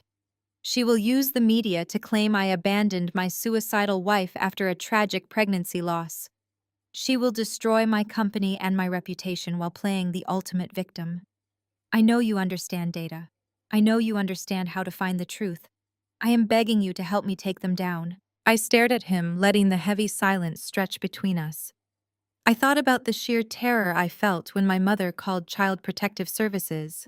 I thought about the terrifying reality that they were willing to strip me of my newborn child just to secure a trust fund. They had crossed a line that could never be uncrossed. "I will help you. Jackson, I finally said, my voice cold and absolute. But if we do this, we do it my way. I am establishing a very firm boundary right now. I do not want a quiet divorce for you. I do not want sealed court records or private financial settlements hidden behind non-disclosure agreements. They tried to steal my daughter and lock me in a psychiatric ward. If I am going to dismantle their lives, I want a public, humiliating execution of their entire social standing. I want every single person in their wealthy elite circle to see exactly who they really are. I want them left with absolutely nothing. Jackson did not flinch. The sorrow in his eyes slowly hardened into a sharp, cold determination. He nodded once, accepting the ruthless terms of my agreement. He reached into the inner pocket of his wet coat and pulled out a small black flash drive along with a folded piece of paper. He held them out to me. Ashley has always been careless with her digital security, Jackson said, his voice dropping to a low, steady whisper. She uses the same passwords for everything. This piece of paper has the master login for her entire iCloud account, including every text message and deleted photo she has sent for the last 3 years. And the flash drive contains the complete routing numbers and access portals for the offshore financial accounts Brenda forced me to set up for her under my company umbrella. I am giving you full, unrestricted access to everything. I reached out and took the flash drive and the paper from his hand. The metal of the drive was cold against my palm. I looked down at the keys to their absolute destruction and felt that terrifying calm settle over me once again. The pact was sealed. The moment Jackson stepped back out into the freezing rain, I locked the heavy deadbolt and walked straight into my home office. I did not bother turning on the overhead lights. The only illumination came from the glowing screen of my encrypted laptop as I plugged the small black flash drive into the USB port. A prompt appeared asking for a decryption key. I unfolded the damp piece of paper Jackson had given me and typed in the master password. The drive opened, revealing a massive directory of folders, spreadsheets, and offshore banking portals. I cracked my knuckles and went to work. As a medical data analyst, my entire professional career revolves around finding hidden anomalies in endless seas of numbers. I routinely hunt for billing fraud, phantom clinics, and missing medical inventory. Tracking down my mother's deeply buried financial secrets used the exact same technical skill set. I ran a custom script to compile the routing numbers across all the different bank statements. I watched closely as lines of code rapidly populated my screen, cross-referencing deposits and withdrawals over the last 3 years. I expected to find extreme vanity purchases. I expected to see maxed-out luxury credit cards and designer bags. What I found was a financial crater so massive it took my breath away. I started with the oldest records on the drive. Deep in a subfolder labeled Historical, I found a scanned copy of a bank ledger from nearly a decade ago. It was the massive payout from my late father's life insurance policy. When he passed away, that money was legally supposed to be placed into a secure trust for Ashley and me to use for our college education.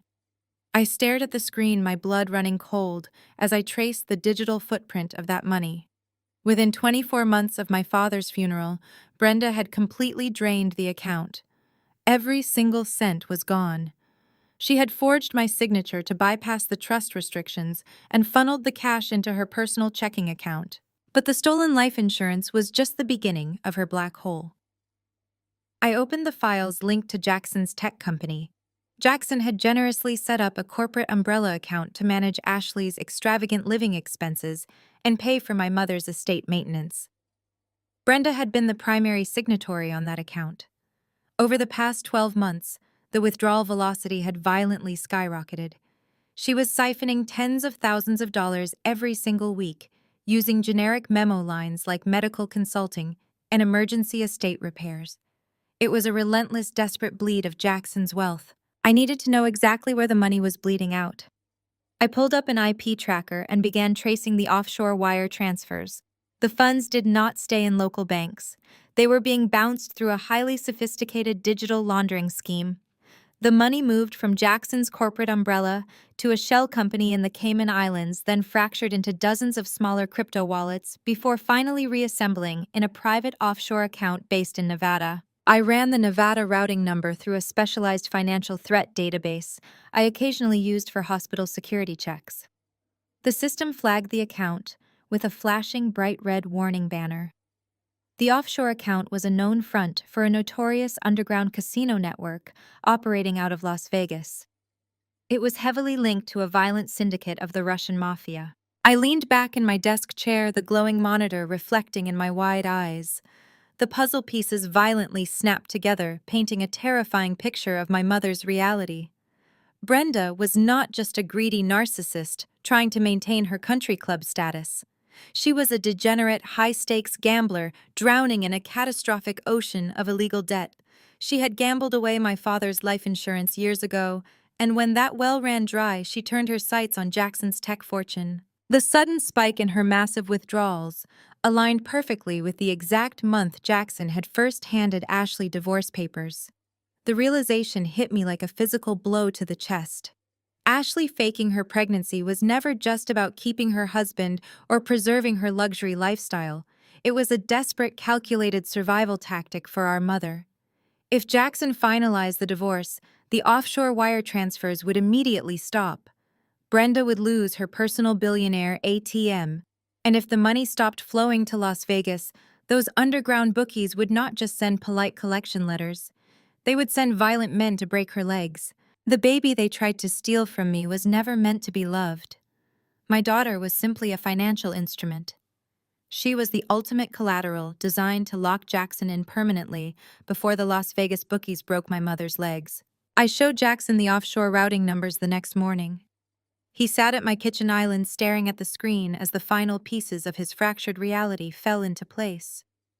The devastating truth that his entire marriage was funding a violent underground syndicate completely extinguished any lingering trace of sympathy he had left for his wife. The shivering man from my porch vanished. In his place sat a calculating executive ready to dismantle the parasites who drained his life. We began quietly preparing our strike, but we underestimated the sheer boundless audacity of Ashley. 48 hours after her fake suicide attempt, Ashley was discharged from the trauma center. A normal person would have quickly gone into hiding. A person with an ounce of shame would have laid low, fearing the impending military police investigation. But Ashley was a textbook narcissist. Her ego required constant validation, and the media attention surrounding her hospital stay had given her the ultimate high.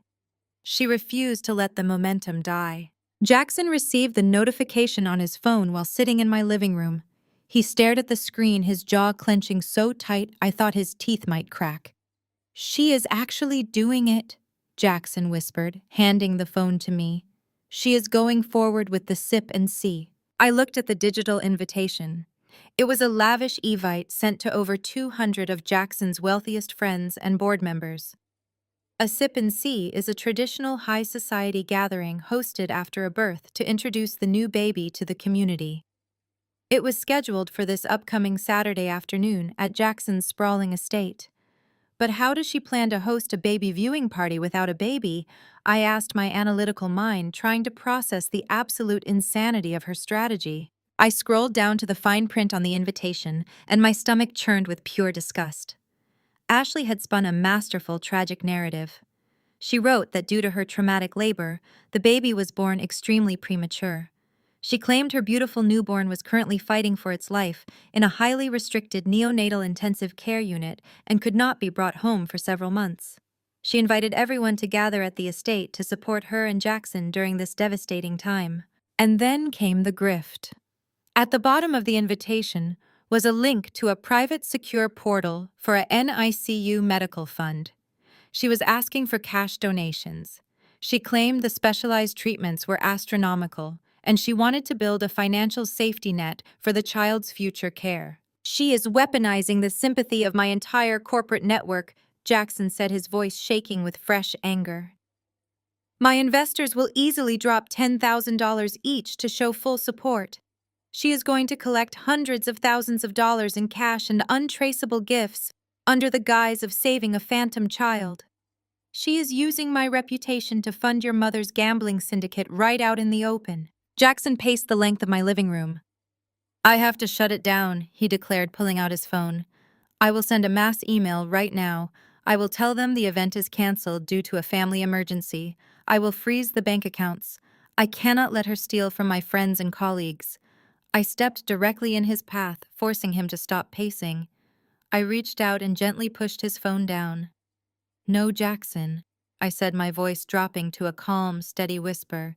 Do not cancel a single thing. He looked at me as if I had lost my mind. Riley, she's about to commit massive financial fraud in my own home. Exactly, I replied, a cold smile touching the corners of my mouth. She is about to commit wire fraud, charity fraud, and grand larceny in front of 200 elite witnesses. If you cancel the party now, she will just spin another lie. She will tell everyone you are a cruel, abusive husband who abandoned her in her darkest hour. She will use the cancellation to solicit private donations behind your back. We cannot fight shadows, Jackson. We have to completely drag them out into the blinding light. I walked back to my laptop and tapped the bright glowing screen. Let her host the party, Jackson, I instructed. Let her put on the designer dress. Let her hire the best caterers and pour the vintage champagne. Let her stand in front of your entire network and collect those cash envelopes. We need her to feel completely victorious. We want her comfortable, because the higher she builds her own magnificent pedestal, the more devastating it will be when we kick it out from under her. Saturday afternoon arrived with perfectly clear skies and a gentle breeze. Jackson's massive stone estate sat on 10 acres of manicured land nestled in the wealthiest zip code of the state. The long, circular driveway was packed with luxury vehicles. Valets in crisp white shirts hurried back and forth while a string quartet played elegant classical music on the sprawling back patio. Jackson had spared absolutely no expense for the catering. Waiters walked through the crowd carrying silver trays loaded with crystal flutes of vintage champagne and delicate caviar appetizers. It looked like a scene pulled directly from a luxury lifestyle magazine. But beneath the glittering surface of the champagne and the beautiful floral arrangements, the absolute moral rot of my family was on full display. I was not in the room yet. Jackson had hired a private security team to position me discreetly in a side hallway out of sight. I watched the entire sickening spectacle unfold through a secure live feed on a tablet connected to the estate security cameras. Ashley was putting on the performance of a lifetime. She stood near the massive marble fireplace in the center of the grand ballroom, wearing a breathtaking pale blue designer gown. She looked perfectly styled, with her hair pinned back in an elegant twist, and her makeup applied to make her look just the right amount of exhausted. She was surrounded by a circle of Jackson's wealthiest board members and their wives. Through the audio feed, I could hear her voice trembling with perfectly rehearsed sorrow. She dabbed her dry eyes with a monogrammed lace handkerchief. It is just so incredibly hard, she told the wife of a prominent venture capitalist. She is so tiny. The doctors say she is a fighter, but every time I have to leave the neonatal intensive care unit, my heart completely breaks. I just want to bring my baby girl home. The women around her cooed in sympathy, touching her arm and offering words of profound comfort. They were entirely captivated by her tragic narrative. They had absolutely no idea they were comforting a woman wearing a corset under her designer gown who had spent the morning drinking mimosas while the caterers set up. Ashley had spent her entire life chasing this exact level of elite social validation. Growing up, she had always resented anyone who had more than her. Now she was standing in the center of a billionaire social circle, soaking up their undivided attention and exploiting their genuine human empathy for her own twisted gratification. While Ashley handled the emotional manipulation, my mother was efficiently managing the financial extraction. Brenda hovered near a long oak table set up by the entrance. The table was draped in white silk and covered in expensive baby gifts. But Brenda was not interested in the stuffed animals or the designer baby blankets. She was entirely focused on the small, discreet box designated for the medical fund. As guests arrived, they walked up to Brenda, offering their deepest condolences and handing her thick white envelopes. These were not modest gifts. These were wealthy executives dropping $5,000 and $10,000 checks and stacks of $100 bills. Brenda accepted every single envelope with a tragic sigh and a solemn nod of gratitude. But she was not even putting them into the designated collection box. I watched the camera feed in utter disgust as she casually slipped envelope after envelope directly into her oversized luxury handbag. She was literally pocketing the cash right in front of them, knowing it would be wired straight to the Las Vegas Mafia by the end of the weekend. Jackson was standing near the grand staircase holding a glass of scotch he had not tasted.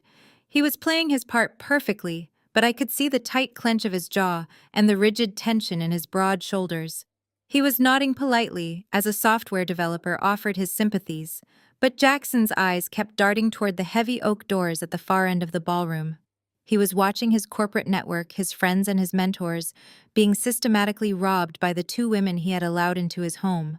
The sheer brazenness of their grift was almost impossible to witness. They were so incredibly confident in their lies. They truly believed they were invincible. The string quartet shifted to a lively, upbeat tempo, attempting to lighten the somber mood in the room. Ashley let out a delicate, highly practiced laugh at something a guest said, resting her hand gently on her flat stomach. Brenda zipped her heavy designer purse shut, having successfully collected tens of thousands of dollars in illicit funds. The trap was fully loaded. The pedestals were built as high as they could possibly go. Jackson looked up and caught the eye of his head of security standing near the entrance. Jackson gave one single subtle nod. The heavy oak doors of the ballroom swung open. Every single eye in the massive room turned toward the entrance, expecting to see the caterers bringing out the next round of expensive appetizers. Instead, they saw me. I did not look like the severely mentally ill, hysterical woman my mother and sister had spent the entire week describing to anyone who would listen. I did not look like a grieving sister who had suffered a tragic psychotic break. I looked absolutely flawless. I was wearing a razor-sharp midnight blue designer suit perfectly tailored to my frame. My hair was styled in sleek waves, falling effortlessly over my shoulders. And nestled securely against my chest, wrapped in a simple, elegant white blanket, was my perfectly healthy, living, breathing baby girl. The lively classical music screeching to a halt was the only sound that pierced the sudden suffocating silence of the ballroom. The cellist actually dropped his bow in shock. 200 of the wealthiest, most influential people in the city stood completely frozen, gripping their crystal champagne flutes and staring at me. They had just spent the last hour weeping over a phantom premature infant fighting for its life in an intensive care unit and handing over thick envelopes of cash to support a grieving mother. Now they were looking directly at the very real, very healthy child my family had tried to steal and erase from existence. The color drained so rapidly from my mother's face that I thought she might actually collapse right there by the gift table.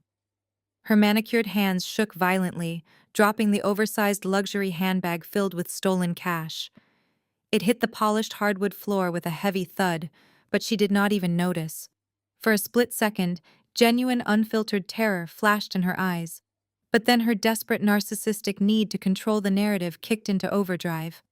She sprinted across the ballroom floor, her expensive heels clicking frantically against the wood, desperately trying to intercept me before I could walk further into the crowd. "What are you doing here?"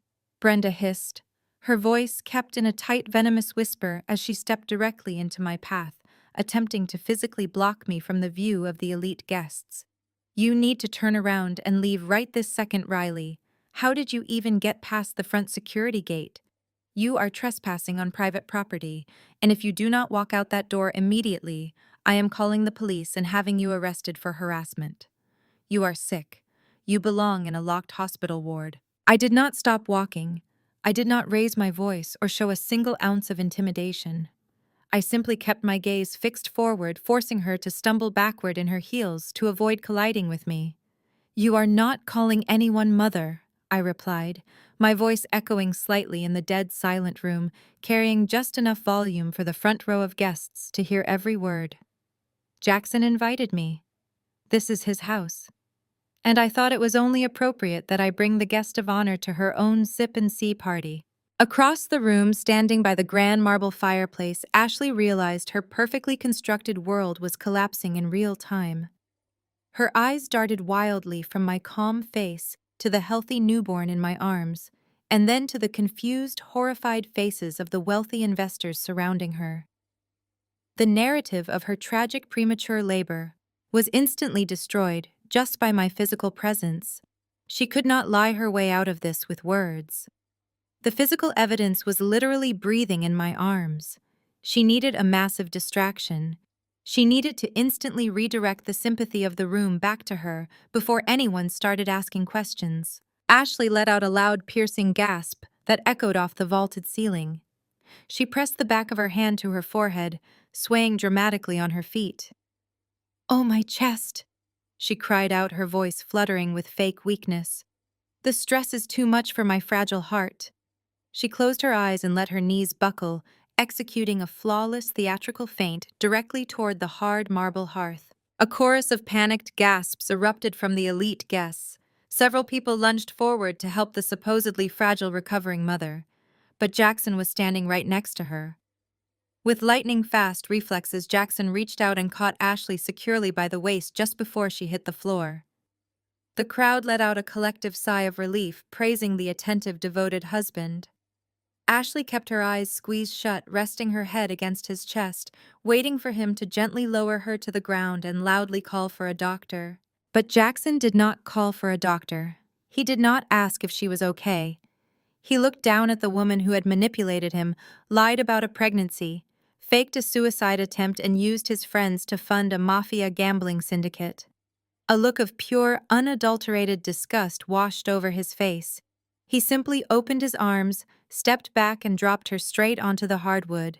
The heavy thud of Ashley's body hitting the solid hardwood floor echoed like a gunshot. Several wealthy women screamed, dropping their crystal champagne flutes. Delicate glass shattered, sending alcohol pooling around Ashley's expensive designer gown. People rushed forward, expecting Jackson to drop to his knees and beg for a doctor. Instead, Jackson calmly stepped over her perfectly styled hair. He did not look back. He did not offer a single word of comfort. His face was a mask of cold resolve as he marched toward the DJ booth at the far end of the room.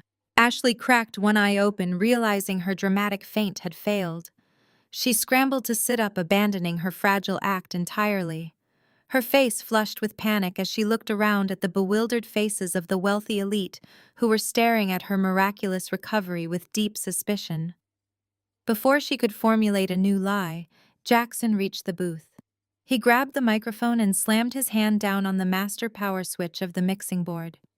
The classical music died instantly, leaving behind a suffocating, heavy silence. Jackson looked out over the sea of confused faces. "Thank you all for coming today," he said, his deep voice booming through the speakers. "You were invited here under the pretense of supporting a grieving mother. You were told my wife suffered a traumatic premature labor, and you generously donated your hard-earned money to save a child fighting for its life. I am standing here right now to tell you that every word you were told today was an absolute lie, meant to exploit your kindness." A wave of shocked murmurs rippled through the ballroom. Brenda, who was standing near the gift table clutching her empty designer purse, went entirely rigid. She looked frantically toward the exit, but private security guards had already locked the oak doors, preventing any escape. "I apologize for bringing you into this," Jackson continued, his voice unwavering. "You were actively being defrauded in my own home, and I refuse to let that happen. Let me show you who you have been giving your sympathy and money to today." Jackson pressed a button on the AV panel. A motorized projection screen used for corporate presentations silently lowered from the vaulted ceiling covering the back wall of the ballroom. A high-definition projector flickered to life, casting a bright beam of light over the crowd. The screen illuminated with the security footage from Le Petit Chateau. The guests watched in confusion as the restaurant scene played out above them. Then the pristine audio kicked in. They heard my sharp, agonizing gasp as my water broke. They watched my face contort in terror as I begged my mother for help. The collective horror in the ballroom was palpable. 200 influential people watched Brenda look down at her shoes with pure disgust. They heard her cold, venomous voice echo through the speakers. "Call a cab," she snapped on the recording. "I am busy." Guests physically recoiled, looking at Brenda with sheer disgust. The woman weeping about family loyalty was exposed as a monster abandoning her pregnant daughter.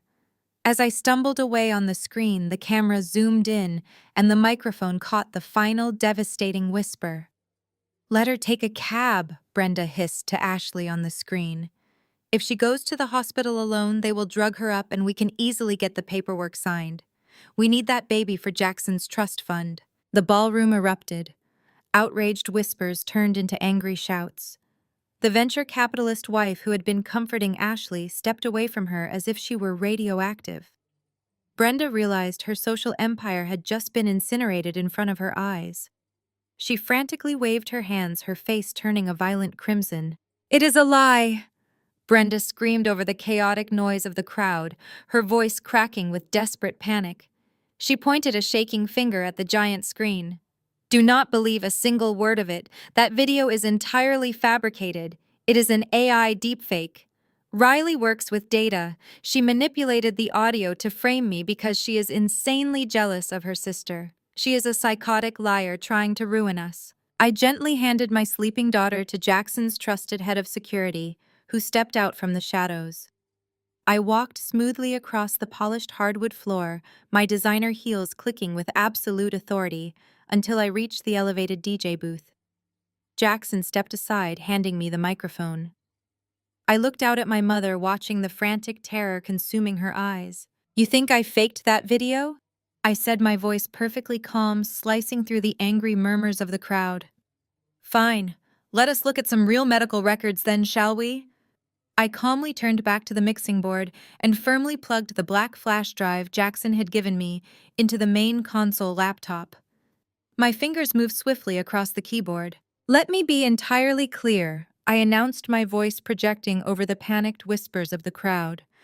"I am a professional medical data analyst. I do not forge documents, and I do not make accusations without absolute irrefutable proof. What I am about to show you was legally obtained by the primary policyholder of Ashley's health insurance, which happens to be her husband, Jackson." I clicked the final file. The security video of the restaurant vanished from the massive projection screen. In its place, a stark white medical document appeared. It was an official surgical summary report from a highly respected private clinic in downtown Chicago. The header clearly displayed Ashley's full legal name, her date of birth, and her patient identification number. Ashley scrambled to her feet, her designer gown now stained with spilled champagne. She stared at the screen, her eyes widening in absolute horror. She opened her mouth to scream, but no sound came out. She was completely paralyzed by the glaring truth illuminated above her. "I want everyone to direct their attention to the highlighted section in the middle of the page," I instructed, my voice steady and commanding. "This is a surgical operative report dated exactly 5 years ago. 5 years before she supposedly conceived the child you are all gathered here to celebrate." I paused, letting the silence stretch for a fraction of a second, before delivering the absolute killing blow. 5 years ago, Ashley voluntarily underwent a bilateral salpingectomy. I stated clearly, translating the medical jargon for the room. For those who do not know the terminology, that means she had both of her fallopian tubes completely and permanently removed. It is an absolute permanent sterilization. I looked directly at my sister, who was now trembling violently. "Ashley is entirely medically incapable of getting pregnant," I declared. "There was no miracle pregnancy. There was no traumatic premature labor, and there is absolutely no baby fighting for its life in a neonatal intensive care unit right now. She wore a silicone belly pad for 9 months and used all of you to fund my mother's illegal gambling debts." The ballroom completely exploded. The polite, shocked murmurs instantly transformed into a chaotic uproar of absolute outrage. 200 of the most powerful people in the city realized they had been played for absolute fools. Wives of board members who had just wept over Ashley's fake tragedy began shouting in pure disgust. a wealthy venture capitalist who had personally handed Brenda a check for $20,000, stormed toward the gift table demanding his money back. Brenda was entirely surrounded by furious guests. She backed against the wall, hyperventilating, unable to formulate a single lie to save herself. The physical evidence on the screen was undeniable. The registry codes, the surgical timestamps, and the attending physician signatures were all perfectly verified. The flawless pedestal they had spent months building had just been violently pulverized into dust. Ashley covered her face with her hands, sobbing hysterically. But this time her tears were real. They were not tears of sorrow or guilt. They were tears of absolute narcissistic collapse. Her entire social empire, her wealth, her reputation, and her perfectly crafted victim narrative were completely obliterated in front of the exact audience she craved the most. She looked up through her fingers, desperately searching for the one person who had always saved her. Jackson, she wailed, taking a pathetic, stumbling step toward him. Jackson, please, you have to listen to me. I did it because I loved you. I was completely terrified that you were going to pack your bags and leave me forever. Jackson did not flinch. He did not look at her with an ounce of pity. He walked slowly across the chaotic ballroom floor, the furious crowd naturally parting to let him through. He stopped exactly 2 feet away from the woman he had called his wife. He reached into his tailored suit jacket and slowly pulled out a thick manila envelope. Ashley reached her shaking hands out toward him, truly hoping he was offering her a final lifeline. Instead, Jackson slapped the heavy envelope directly against her chest, forcing her to grab it before it fell. I am not saving you, Jackson said, his voice dropping to a low, terrifying register that cut right through her. That envelope contains an ironclad divorce filing. It cites extreme financial fraud, criminal conspiracy, and deliberate emotional abuse. My legal team has already frozen every single one of your credit cards and locked you out of all joint accounts. You have absolutely nothing left in this world. Jackson turned his back on Ashley, leaving her clutching the thick manila envelope against her stained designer gown. The sound of her pathetic, hyperventilating sobs filled the empty space around her, but I was not finished. The medical truth had severed her parasitic grip on Jackson, but the financial truth was about to send my mother to a federal penitentiary. I stepped closer to the edge of the DJ booth, gripping the microphone tightly. I looked directly at the long oak table where the mountain of expensive gifts sat neglected. Then I locked eyes with the wealthy guests standing near the front of the crowd. If any of you walked into this estate today and handed my mother a thick white envelope, I need you to direct your attention back to the projection screen, I announced, my voice ringing with absolute authority. I tapped the spacebar on the mixing board laptop. The surgical report vanished. In its place, a massive, complex spreadsheet illuminated the ballroom wall. It was filled with highlighted rows, offshore routing numbers, and glaring red flags. You were told your generous cash donations were going into a secure medical fund to save a premature infant. In the neonatal intensive care unit, I continued pacing slowly across the elevated platform. You thought you were funding life-saving treatments. Let me show you exactly where your money was destined to go by the end of this weekend. I clicked another file, bringing up the digital laundering schematic I had uncovered. The screen displayed a clear, undeniable flow of money. It showed transfers moving from Jackson's corporate umbrella account to a shell company in the Cayman Islands, and finally dropping into a private offshore account based in Nevada. My mother Brenda does not care about sick children, I declared, pointing at the glowing red terminal code on the screen. She is a degenerate high-stakes gambler who is currently drowning in a catastrophic ocean of illegal debt. She gambled away my late father's life insurance years ago. When that money ran out, she set her sights on Jackson's tech fortune. But Jackson recently filed for divorce, which meant her billionaire ATM was about to be permanently shut down. The guests stared at the screen, their mouths hanging open, as the sheer scale of the deception washed over them. This fake pregnancy was never just about saving a failing marriage, I explained, my voice turning incredibly cold. It was a calculated, desperate survival tactic. My mother owes hundreds of thousands of dollars to an underground casino network operated by a violent syndicate in Las Vegas. If the money stopped flowing, those bookies were going to send men to break her legs. She used my sister to fake a pregnancy to trap Jackson.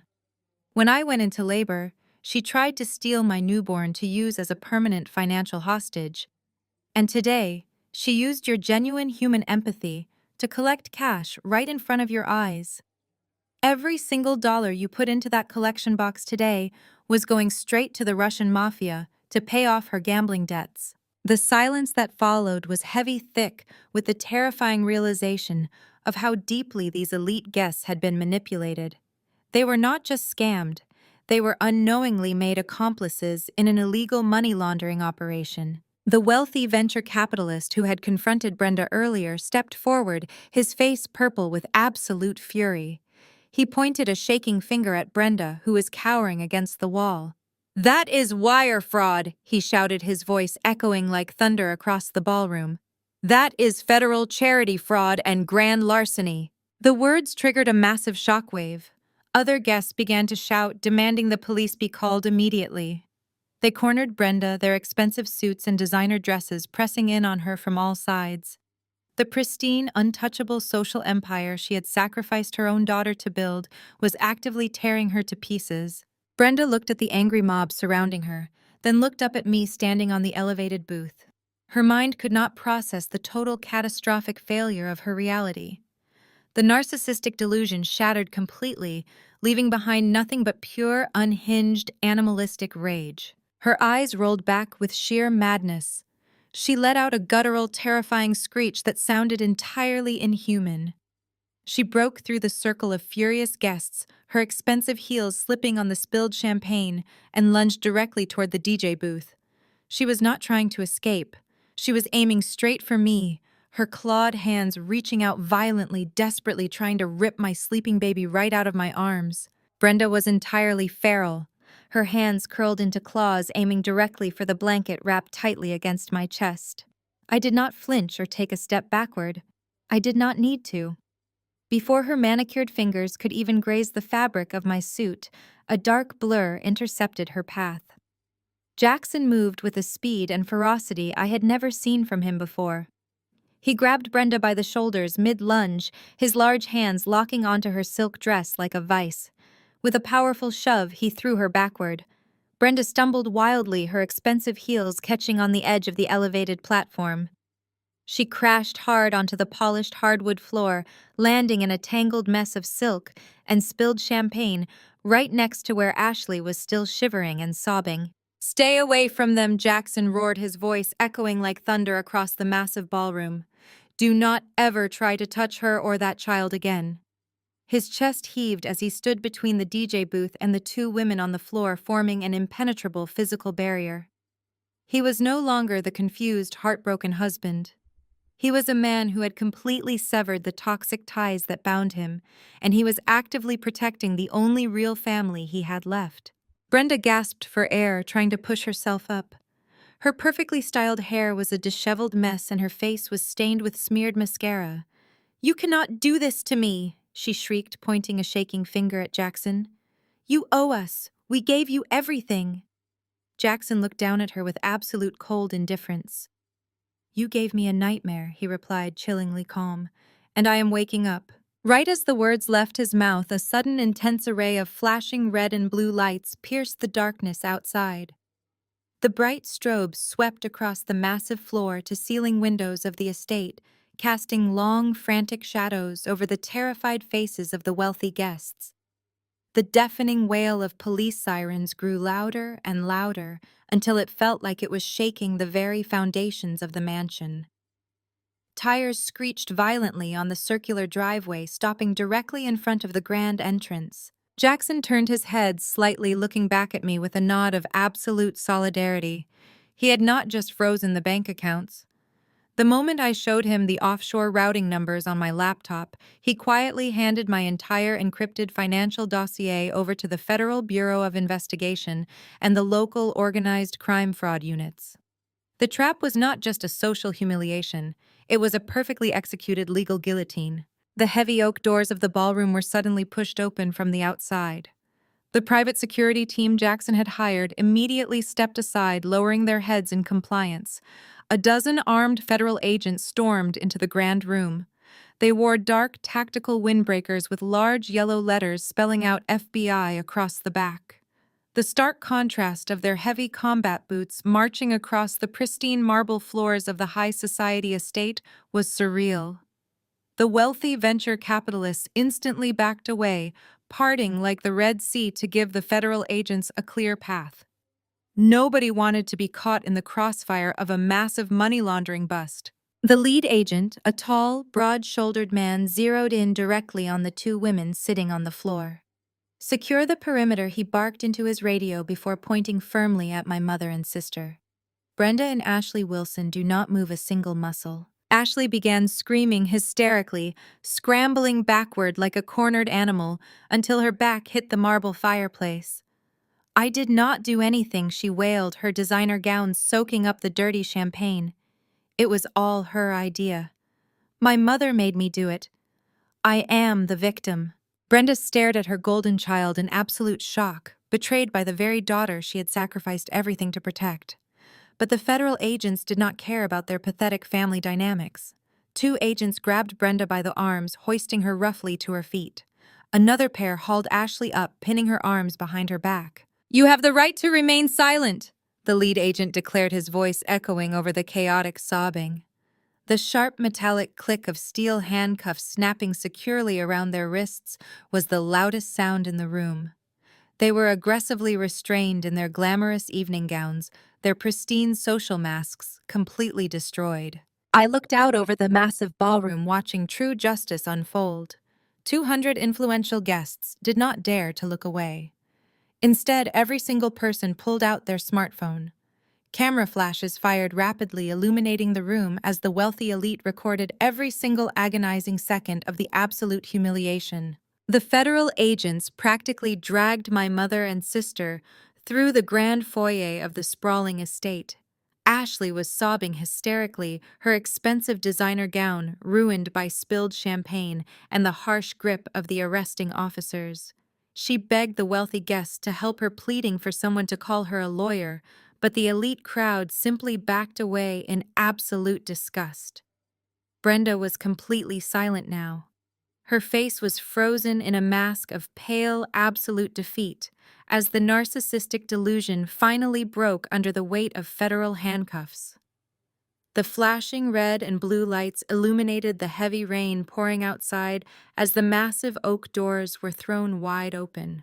The guests followed closely behind their smartphone cameras, still recording the spectacular, unmitigated collapse of the Wilson women. As the agents pushed them down the front stone steps toward the waiting police cruisers, a massive black military SUV cut sharply through the line of emergency vehicles. It parked aggressively right in the center of the circular driveway, the heavy engine rumbling loudly over the sound of the rain. The thick armored door swung open. Ryan stepped out into the freezing downpour. He was wearing his immaculate full military dress uniform, his chest adorned with medals, reflecting the flashing police lights. He had called in every single favor he possessed to secure an emergency combat leave, the absolute second David informed him about the fraudulent Child Protective Services report. Ryan did not say a single word to the federal agents. He simply stood there, a towering wall of absolute protective fury, and locked his eyes directly onto my mother. Brenda looked up at the man she had constantly belittled and mocked for his public service. The sheer terror in her eyes magnified 100 times over as she realized the true unyielding power of the family she had foolishly tried to destroy. Ryan maintained that cold, lethal stare until a federal agent shoved Brenda roughly into the back of the cruiser and slammed the heavy door shut. The moment the police cars pulled away, his entire fierce demeanor softened completely. He ran up the wet stone steps, completely ignoring the whispering crowd, and wrapped his strong arms entirely around me and our daughter. I buried my face into his warm shoulder, finally letting out a long, shuddering breath. The war was officially over. 6 months passed rapidly, replacing the chaotic nightmare of that week with a deep, permanent peace. The federal justice system moved with ruthless, unforgiving efficiency. Brenda pleaded guilty to multiple counts of federal wire fraud, identity theft, and corporate embezzlement, just to avoid a 20-year maximum trial sentence. She was currently sitting in a high-security federal penitentiary serving a mandatory 5-year term. There were no designer handbags, no vintage champagne, and no high society luncheons behind those walls. She traded her exclusive country club membership for a concrete cell and a standard issue orange jumpsuit. The Russian syndicate completely cut their losses, leaving her entirely isolated and abandoned. Ashley fared no better. Jackson executed the divorce with clinical, devastating precision. Because his legal team invoked an ironclad extreme fraud clause hidden deep within their prenuptial agreement, Ashley was legally stripped of absolutely everything. She walked away from the marriage with zero alimony, zero assets, and a towering mountain of legal debt. The former high society elite was now working a grueling minimum wage retail job in a suburban strip mall, spending every single meager paycheck trying to pay off the ruthless defense attorneys who had barely kept her out of a federal prison cell alongside our mother. Inside my home, the air smelled richly of roasted turkey cinnamon and warm sage. It was Thanksgiving evening. The dining room table was beautifully set with simple, elegant plates and glowing taper candles. I walked out of the kitchen carrying a large serving dish, smiling as I looked into the cozy living room. Ryan was sitting on the thick rug, gently bouncing our 6-month-old daughter on his knee. She giggled loudly, her tiny fist grabbing happily at his crisp button-down shirt. The doorbell chimed softly. I wiped my hands on my apron and opened the front door. Jackson stood on the porch, holding a bottle of sparkling cider and a beautiful bouquet of autumn flowers. He looked entirely transformed. The dark circles under his eyes were completely gone, his posture was relaxed, and the heavy, toxic burden of manipulation had been entirely lifted from his shoulders. He was thriving. We did not share blood, but we shared the profound, unbreakable bond of surviving the exact same monsters. He walked inside, greeting Ryan with a warm hug and immediately reaching out to hold my daughter. We sat down together around the table, passing warm plates of food and sharing genuine, unfiltered laughter. We had built a completely new chosen family, grounded entirely in unwavering loyalty and absolute truth. I looked around the table, holding my husband's hand while my daughter babbled happily in her high chair. I thought back to that freezing night in the restaurant parking lot. My mother once told me to call a cab because my pain was an inconvenience to her. She did not realize that in that cab ride I was not just leaving for the hospital. I was leaving her behind forever. And the baby she tried to steal, she became the anchor of a family my mother will never be allowed to touch.